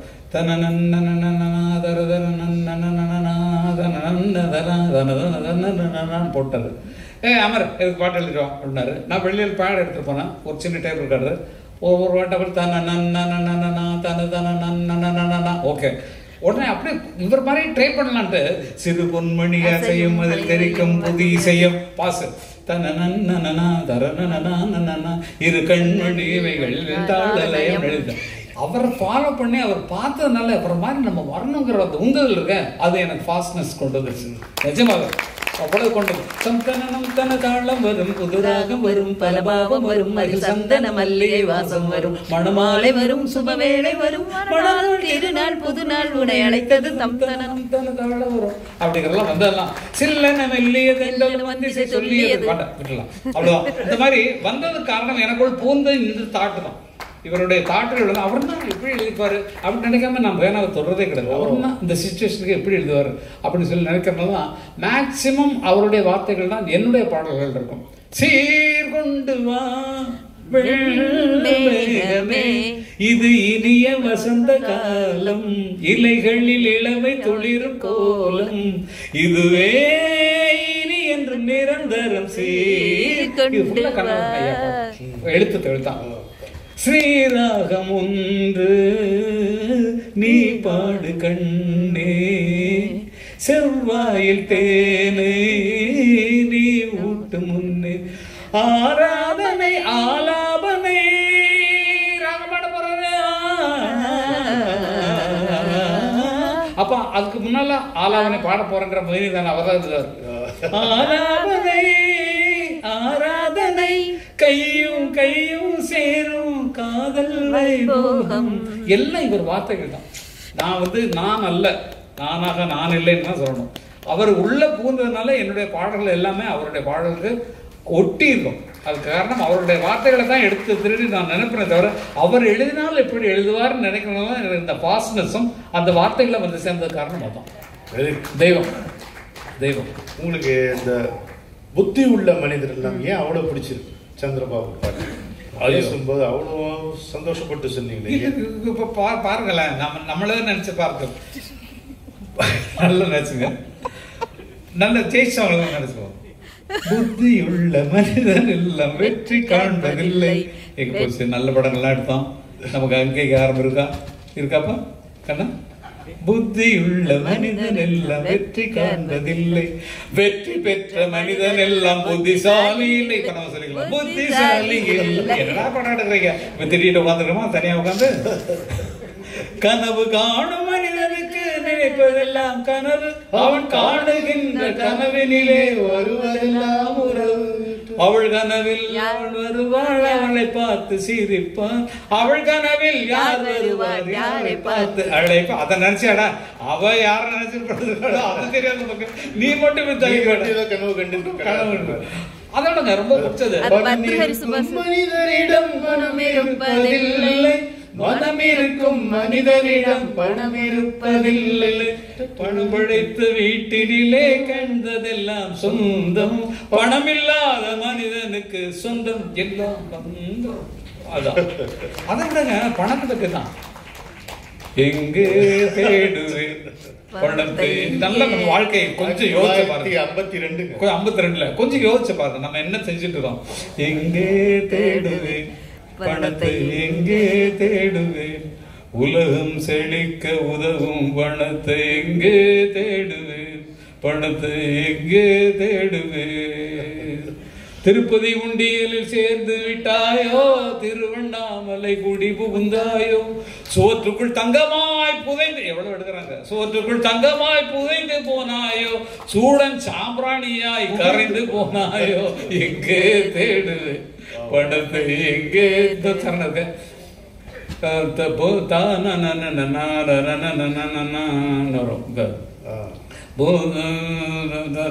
மாதிரி அந்த பாட்டை நினைச்சு பார்த்தோம்னா நம்ம லைஃபுக்கு தகுந்த பூமிக்குள் புதைந்து புதையலானாயோ, பொன்னகையாய் பெண்மேல் தொங்குகிறாயோ, சாமிகள் அடியில் சரப்புகுந்தாயோ, சன்னியாசி கோலத்தோடு உலவுகின்றாயோ. ஐயோ ஐயோ பாருங்க, இதெல்லாம் எவ்வளவு தத்துவமான வார்த்தைகள். வாழ்க்கையில இருக்கக்கூடியவனுக்கு புரியக்கூடிய வார்த்தைகள் அவன் நினைக்கிறது அவன் வாழ்க்கையில். இந்த சப்ஜெக்ட் வந்து அவருக்கு கைவந்த கலை. ஒரு பாட்டு, இந்த சொன்னாலும் வெட்கமடா சொல்லாவிட்டால் துக்கமடா, துக்கம் இல்லாமல் வெட்கம் இல்லாமல் வாழுகிறேன் ஒரு பக்கமடா. அதுல இல்லாத மனிதருக்கு இல்லை என்னும் தொல்லையடா, உள்ளவர்க்கு வாழ்க்கையிலே உள்ளதெல்லாம் தொல்லையடா. குருநாதர் சொல்வார் ஞாபகம், ஒரு எக்ஸ்ட்ரா 100 rupees நோட் அதுதான்டா எல்லா துன்பத்துக்கும் காரணம். இல்லாத மனிதருக்கு இல்லை ஒரு தொல்லையடா, உள்ளவர்க்கு வாழ்க்கையிலே உள்ளதெல்லாம் தொல்பமடா. உறவுகளை பத்தி எல்லாம் நிறைய புத்தி உள்ள மனிதர் எல்லாம் வெற்றி காண்பதில்லை, வெற்றி பெற்ற மனிதர் எல்லாம் புத்திசாலி இல்லை. ஒரு கவுண்டரை இன்னொரு பாட்டுல வரும், பலே பாண்டியால வருங்க. அவன் நான் இருக்கும் இடத்தினிலே அவன் இருக்கின்றான், அவன் இருக்கும் இடத்தினிலே நான் இருக்கின்றேன், நாளை எங்கே யார் இருப்பார் அதுவும் தெரியலே, அட நல்லவனுக்கும் கெட்டவனுக்கும் பேதம் புரியலே, அட என்னத்தை சொல் வேண்டா தம்பி என்னத்தை சொல் வேண்டா, யாரை எங்கே வைப்பது என்று யாருக்கும் தெரியலே, அட அண்டங்காற்றுக்கும் குயில்களுக்கும் வேதம் புரியலே, வேதம் புரியலே. வள்ளுவர் சொல்றாரு, அது நம்ம எங்கேயோ கோனார் நோட்ஸ் படிச்சது அப்புறம் அப்படியே மறந்து போயிடுது. அது இவர் கவிதையில் வரும்போது தான் குரலே புரியுது, பாரதி புரியுறான். அது மாதிரி அதாவது மக்களே போல்வர் கயவர், அயோக்கியனுங்க மக்கள் மாதிரியே இருப்பானுங்கடா ஜாகிரதையாருன்றார் வள்ளுவர். மக்களே போல்வர் கயவர், தேவர் அணையர் கயவர், தேவர்கள் மாதிரியே இருப்பானுங்கடா அப்படின்றார். கயமைன்னு ஒரு அதிகாரமே போட்டிருக்காரு. மூடருக்கும் மனிதர் போல முகம் இருக்குதடா, மோசம் நாசம் வேஷம் எல்லாம் கடந்து இருக்குதடா, காலம் மாறும் வேஷம் கலையும் கனவு சென்றுமடா, கதவு திறந்து பறந்து பாடி செல்லுமடா, என்னத்தை சொல் வேண்டா தம்பியோ என்னத்தை சொல் வேண்டா. அத்திக்காய் எல்லாம் என்ன பண்ணுங்க, காய் காய் நீங்க நிறைய ப்ராப்ளம் நீங்க சொல்றீங்க, மயக்கக்கூடிய பாட்டு அந்த காய் காய் காய் காய். அதாவது பக்கம் பக்கமா சொல்ல வேண்டியது ஒரு 2 வரியில ஒரு 1.5 ஃப்ரேஸ்ல சொல்லிட்டு போற திறன் எனக்கு தெரிஞ்சு. போட்ட உடனே பாட்டு வருதுன்னா அது எந்த இப்ப வரைக்கும் யாரு இருக்கா வச்சுட்டு பார்க்கெல்லாம் சுத்திட்டு தெரிஞ்சு எழுதினவங்க எல்லாம் பார்த்துருக்கோம். நம்ம பார்த்த டியூனை வச்சுட்டு ஹெட்ஃபோன் போட்டு பார்க்கில் சுத்திட்டே எழுதினவங்க எல்லாம் வந்திருக்காங்க, சினிமாவில் வந்திருக்காங்க. அது நல்ல பாட்டுல வந்திருக்கு, அது வேற சமாச்சாரம். இருந்தாலும் திங்கிங்கிறது அப்படி சொன்ன உடனே இதுதான் போட அப்படின்ற மாதிரி போடுறது அவர்கிட்ட தான் நிறைய நம்ம பார்த்துக்கல. இந்த புத்தி உள்ள மனிதர் எல்லாம் சொன்னார்ல, அதுக்கு கவிஞருடைய கவிதையே வந்து ஒரு அற்புதமான முகவரியா இது பாருங்க. பொய்யப்பன் சபையிலே கைகட்டி நிற்பனேல் பொருளப்பன் துணை கிடைக்கும், பொருளப்பன் துணையோடு சூதாடி பார்ப்பனேல் புகழப்பன் நிலை கிடைக்கும், நான் மெய்யப்பன் தன்னையே நம்பினேன், அவன் என்னை வீணப்பன் ஆக்கிவிட்டான். வினயப்பன் என்பவன் விதியப்பன் தன்னோடு வீட்டுக்கே வந்து விட்டான். டக்கா அப்படி மீனாட்சிட்ட போறோம். மையப்பும் கண்ணினான் அப்பனை அம்மை நீ வாங்கிக்கொள் வண்ணமையிலே, மலர் கொண்ட கூந்தலை தென்றல் தாளாட்டிடும் மதுரை மீனாட்சி. இப்ப பாருங்க, அப்படி புத்தி உள்ள மனிதருக்கு முன்னுரை வச்ச மாதிரி இருக்கு. எங்க லைஃபோட சம்பந்தப்பட்ட ஒரே ஒரு விஷயம் சொல்லணும். ஏன்னா அண்ணா வந்து எல்லா நிகழ்ச்சியிலும் சொல்லுவார், அவருக்கு பிடிச்ச பாட்டுன்றது வந்து மாலை பொழுது. ஏன்னா ஒரு ஒரு தாக்கம் வந்து எழுத்தின் மூலமாக இசையின் மூலமாக வருதுன்னு சொன்னா அது வந்து ரொம்ப ரொம்ப அருமையான ஒரு விஷயம். அவர் பாடுனது மாலை பொழுது. இந்த பாட்டு எப்படி, எதுக்காக இந்த சம்பவத்தை நான் சொல்றேன்னா, நாங்கள் வந்து அப்போ சாதாரண ஒரு ஸ்ட்ரீட்ல அண்ணனோட சேர்ந்து கச்சேரி வாசிக்கக்கூடிய ஒரு ஆட்கள் மதுரையில் பாடிட்டு இருக்கோம். பாடிட்டு இருந்தோடனே அங்கே தமுக மைதானத்தில் பொருட்காட்சி நடக்குது. அந்த பொருட்காட்சியில் நாடகம் போடுறது ரிக்ஷாவாலா அப்படிங்கிற நேமில் நாடகம் போடுவதற்காக. இது நான் சொல்கிறது வந்து எத்தனையோ ஆண்டுகளுக்கு முன்னாடி, 50 வருஷத்துக்கு முன்னால் இருக்கும். நாங்கள் சினிமாவுக்கு வந்து 50 வருஷம் ஆகுது. அதுக்கு முன்னால் ஒரு 10 வருஷத்துக்கு முன்னால் இருந்தது, 60 வருஷத்துக்கு முன்னால் இருந்தது. அப்போ பாலாஜி, நாகேஷ், சந்திரகாந்தா அவங்க வந்து அந்த நாடகம் நடிக்கிறாங்க. நாங்கள் தங்கியிருந்தோம். அவங்களுக்கெல்லாம் ரூம் போட்டது மங்கம்மா சத்திரம்னு ஒரு இடம் இருக்கு. ஜட்ஜி சம்பவம். ஆமாம். வந்துட்டு வந்து உட்காந்தாங்க.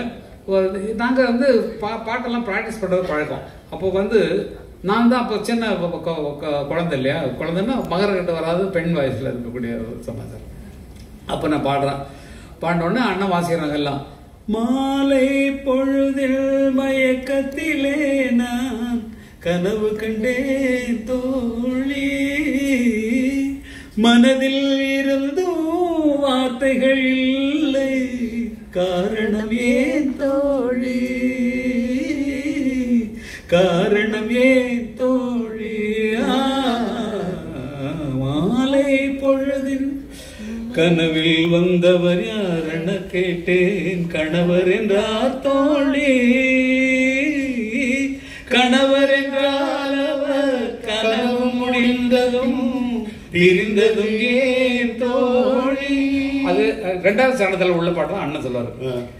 இளமையெல்லாம் வெறும் கனவுமயம், இதில் மயங்குது சில காலம், சில காலம் தெளிவும் அறியாது, முடிவும் தெரியாது, மயங்குது எதிர்காலம்,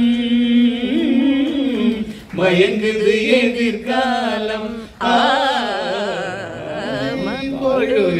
இதுதான் அண்ணனுக்கு பிடிச்சமான ஒரு வழி.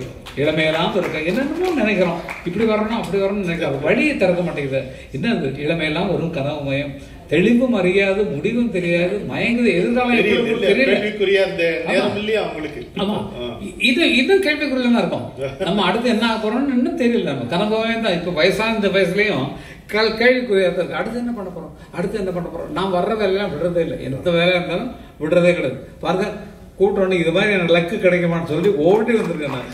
நிஜமா இல்லையே, மனசுல இருக்கிறத கொட்டுறதுக்கு ஒரு இடம் கிடைக்கும் இல்லையா, அதே பெரிய ஒரு விஷயம், அருமையான விஷயம். எவ்வளவு ஆவலா வந்திருக்காங்க. சந்தோஷம். ரொம்ப ரொம்ப அருமையா. அதாவது 100 நிகழ்ச்சி பாரதிய வித்யா பவன்ல தொடர்ந்து நடந்ததுங்க.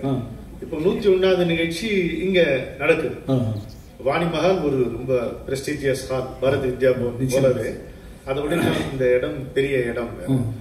இங்க மக்கள் வருவாங்களா, பழகணுமே.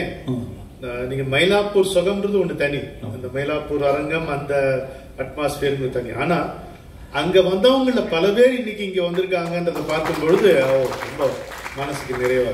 இது எங்களுக்கு ஆரம்பத்திலிருந்து, அதாவது சினிமாவுக்கு வர்றதுக்கு முதல்ல இருந்து இந்த வாணி மஹால் எங்களுக்கு பல நேரத்துல நாங்க வந்து வாசிச்சிருக்கோம். அப்ப எல்லாம் இந்த ஏசி கிடையாது, ஒண்ணு கிடையாது. முன்னாடி இந்த பீட்ரு ஒன்று இருக்கும். அதுல வந்து பாரதி ராஜா நாடகம் போட்டாருக்கு. நாடகம் போட்டாருன்னா அப்ப பாலசுப்ரமணியம் அப்பதான் பழக்கமா இருக்கான். அவன் கச்சேரி வாசிச்சுட்டு இருக்கிறோம். சினிமாலாம் என்ட்ரி ஆகல. அப்போ பாலு வந்து ஒரு வரமேட்டு ஒரு நல்ல டிஷர்ட் போட்டு அப்படி வந்திருக்கான். வந்து டே பாலு அந்த கூட ஒரு செய்தி நான் போட்டு அப்படின்னு சொல்லிட்டு கேட்கறாரு. நான் என்னடா பண்றேன், துண்டை பூத்துக்கோ, அதை எடுத்து கொடுத்தேன். பாலு துண்டு போட்டு எங்க கூட மியூசிக் பிட்ல உட்காந்துருக்கான். இவர் மேல போயிட்டாரு. மேல போயிட்டு போட்ட சீன் நடிக்கிறது எமோஷனல் சீனு போட்டாரு. டேய் புதுசுடா குடுறேன் ட்ரெஸ்ல குடுறேன் வாங்கி போட்டு மேல போனாரு. ரொம்ப சீரியஸான சீனு. ரொம்ப நீ இருக்க இப்படி வேமாட்டு இருக்கிற சத்தம் கிழிச்சிட்டாரு. உடனே பேக்ரவுண்ட் அண்ணன் வந்து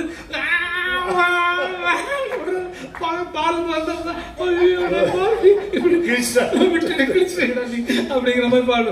இந்த மாதிரி சம்பவங்கள்லாம் நடந்து இந்த இடத்துல தான் நிறைய சொல்ல தன்னைக்கிற நாடகத்துக்கெல்லாம் நாங்கள் மியூசிக் வச்சிருக்கிறோம். அந்த மாதிரி அந்த நாடகத்துக்கு போட்ட பாட்டு தான் ஒரு பாட்டு சொல்றோம். கொஞ்சம் தண்ணி குடிச்சுக்கிட்டோமா?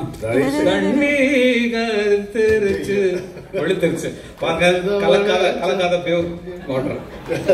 அவர் அடிக்கிற தண்ணி கலரு, நான் அடிக்கிறது வெள்ளை. அதெல்லாம் வேடிக்கை பார்த்துருக்கோம் சார், நல்ல வேடிக்கை பார்த்துருக்கோம்.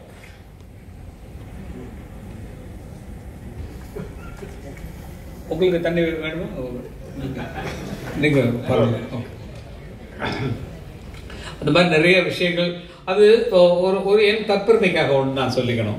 ஏன்னா இளையராஜா வந்து பாடல்களை எடுத்து அடக்கம் அப்படின்னு சொல்லுங்க. ஐயோ ரொம்ப நான் இதை அடக்கம் நான் வந்து பாட்டு எழுதுவேன்.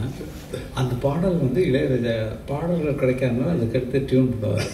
அந்த மாதிரி அடக்கமாக சொல்கிறேன் டியூன் பண்ணுவார். ஏன்னா பாட்டு அவர் கிடைக்காது டியூன் பண்ணுறதுக்கு. 3 தமிழ் காவியமும் முருகனுக்கு தொட்டிலடி, முத்தமிழின் சங்கமமும் முருகனுக்கு கட்டிலடி, நன்று சொன்ன தலைவனுக்கு நாடெல்லாம் கோவிலடி, நாளும் அந்த கோவிலிலே நல்ல நாள் கோலமடின்னு ஒரு பாட்டிலே அண்ணாட்ட கொடுத்தா. முதல்ல பாட்டுக்கு பாராட்டு. Okay, very good. இதுக்கு அண்ணா ஒரு டியூன் போட்டார். அது இதெல்லாம் சினிமாக்கு வர்றது மாதிரி நாடகத்தில். சொல்லுங்க, பாடுங்க. இங்க பாண்டதான் 3 தமிழ் காவியமும் முருகனுக்கு தொட்டிலடி, முத்தமிழின் சங்கமமும் முருகனுக்கு கட்டிலடி, நன்று சொன்ன தலைவனுக்கு நாடெல்லாம் கோவிலடி, நாளும் அந்த கோவிலிலே நல்ல நாள் கோலமடி, சந்தனத்து வாடை வரும் தங்க மலர் மேனியடி, பக்தி என்னும் தேன் குடிக்கும் பக்தரவர் தேனியடி, தந்த நிற மனம் முழுதும் கந்தனவன் வாசமடி, கந்தனவன் நம் வீட்டில் காத்திருக்கும் வாசலடி. இதுதான் போட்டாரு. நம் வீட்டில் காத்திருக்கும் வாசலடி. நம்ம வாசலா இருக்கிற அவர் தான். இந்த பாட்டை எழுதிட்டு பத்ரகாளிக்கு போறோம். அவங்களுக்கு ஒரு தாலாட்டு மாதிரி ஒரு பாட்டு வேணும்னு இந்த வார்த்தையை மறைச்சாச்சு. வார்த்தையை மறைச்சிட்டு புறப்பு தந்து உட்காந்துருக்காரு. வாலி சார் நினைக்கிறேன். வாலி சார்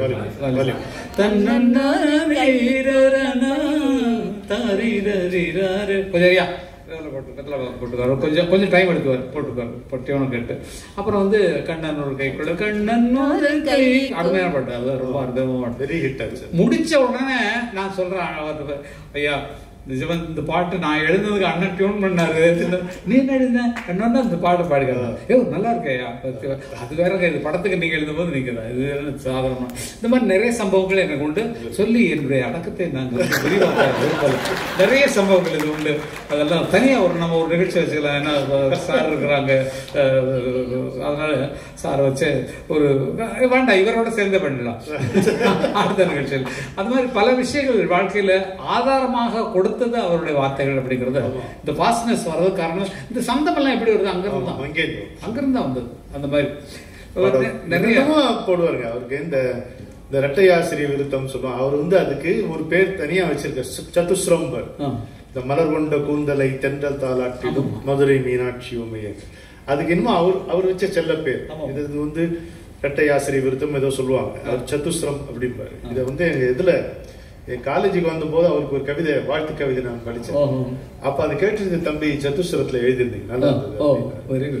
ஏதோ சந்தம் இருக்கும். படகோடு கங்கை குகனாக வேண்டும் பணிவான ஆசை ரகுராமா அப்படின்னு. சொர்க்கம் இருப்பது உண்மை என்றால் அது பக்கத்தில் இருக்கட்டுமே, வெறும் வெட்கங்கள் ஓடட்டுமே. இந்த கொக்குக்கு தேவை தன் கூறிய மூக்கினில் சிக்கிடும் மீன் மட்டுமே, இதன் தேவைகள் வாழட்டும். அவருடைய கவிதை. அப்புறம் தான் இது பாட்டாச்சு. சரி, நான் உங்கள்கிட்ட ஒரு கேள்வி கேட்கணும். நீங்க இவ்வளவு கவிதைகள் படிக்கிறீங்க, கம்பனை பத்தி எழுதியிருக்கிறீங்க, இல்ல கண்ணதாசன் பத்தி ஆராய்ச்சி பண்ணி முழுக்கப்பட்டிருக்கீங்க. உங்களுக்கு பாட்டு மியூசிக்ல ஏதாவது இன்ட்ரெஸ்ட் இருந்து நீங்க பாட்டு எழுதி ஏதாவது மெட்டு போட்டு பாடினதுண்டா? நான் உங்கள்ட்ட என்ன கவித்திறமை இருக்கிறது யோசிக்கல. சாரி, தப்பா எடுத்துக்காதீங்க. தப்பா எடுத்துக்காதீங்க. நீங்க உங்கள்ட்ட நீங்க என்ன கருத்துல பாடலாம் எழுதிருக்கீங்க? வேற ஏதாவது ஒரு அரங்கமா இருந்தா உடனே படிச்சு நம்ம பதில் சொல்லிடுவேன். நம்ம அரங்குங்க, நீங்கள் நம்ம பக்கம் வர்றாரு, நம்ம பக்கம் நம்மள சொல்லிக்க வேண்டாமா? இல்ல, நான் தெரிஞ்சுக்க ஆசைப்படுறேன். 17 வயசுல இருந்து பாட்டு எழுதிட்டேன், கவிதை எழுதிட்டேன். Oh, very good, very good, very good. இப்ப நீங்க சொன்ன விஷயம் தான் எனக்கு 2 விஷயங்க. ஒண்ணு, எனக்கு பாரதி ஆதர்சம். கவியரசர் இன்னி வரைக்கும் நான் பொறாமைப்படக்கூடிய ஒரே கவிஞர். இன்னி வரைக்கும் நல்ல அந்த 2 இன்ஸ்பிரேஷன் தான் நமக்கு. பாரதியினுடைய ஆவேசம், மரச்சீற்றம், இது 2ம். கவியரசருடைய சரணம், அந்த சரணத்துக்காக இன்னமும் நான் தவம் கிடக்கிறேன். அவ்வளவுதான். இதுதான் எழுதிட்டு இருப்பேன், பாடிட்டு இருக்கேன். ஏதாவது ஒண்ணு எங்களுக்காக இன்னைக்கு நான் வந்திருக்கனால நான் விரும்பி கேட்கிறேன் உங்களுடைய பாடல், எழுத்து பாட்டு. எவ்வளவு பெரிய பாக்கியம் அது. ஐயோ, என்னங்க பொதுவா இது சிலபஸ மீறி போற மாதிரி இருக்கு. முரளி சார் பண்ணிக்கணும். இல்லையே, அப்பப்ப எங்களை பத்தி நாங்க யாருன்னா எங்க அட்ரஸ் சொல்லணும், இல்ல முடிச்சதை நாங்க விசிட்டிங் கார்டு கொடுக்கறதுக்குள்ள இதை போது பாத்துங்க. இந்த நிகழ்ச்சியின் இறுதியில் என்னுடைய போன் நம்பர் வரும், அதுல ஃபாலோ பண்ணீங்க. ஒரே ஒரு வாய்ப்பு வாழ்க்கை, ஒரே ஒரு வீடு உலகம். ஒரே ஒரு வாய்ப்பு வாழ்க்கை, ஒரே ஒரு வீடு உலகம். ஒரே ஒரு வாகனம் தேகம், ஒரே ஒரு பாதை காலம். ஒரே ஒரு வாய்ப்பு வாழ்க்கை, ஒரே கடல் பொங்கும் மனது, ஒரே படகதுதான் அன்பு. ஒரே கடல் பொங்கும் மனது, ஒரே படகதுதான் அன்பு. ஒரே சுமை அதுதான் கர்வம், ஒரே கதிரைவனின் பாதம். ஒரே ஒரு புல்லின் நுனியில் ஒரே ஒரு பனித்துளி மின்னும். ஒரே ஒரு புல்லின் நுனியில் ஒரே ஒரு பனித்துளி மின்னும். ஒரே ஒரு பனியின் துளியில் ஒரே கதிர் தன்முகம் காட்டும். ஒரே ஒரு வாய்ப்பு வாழ்க்கை, அதே அலை திரும்ப வருமா, அதே முகில் விரும்பி விழுமா. அதே அலை திரும்ப வருமா, அதே முகில் விரும்பி விழுமா. இதே கணம் இதுதான் தருணம், இதில் தான் நம் கடன் தீரும்.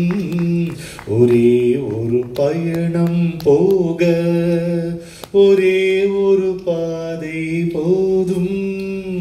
ஒரே ஒரு பயணம் போக ஒரே ஒரு பாதை போதும். ஒரே ஒரு பாதையில் போக ஒரே ஒரு பாடல் போதும்.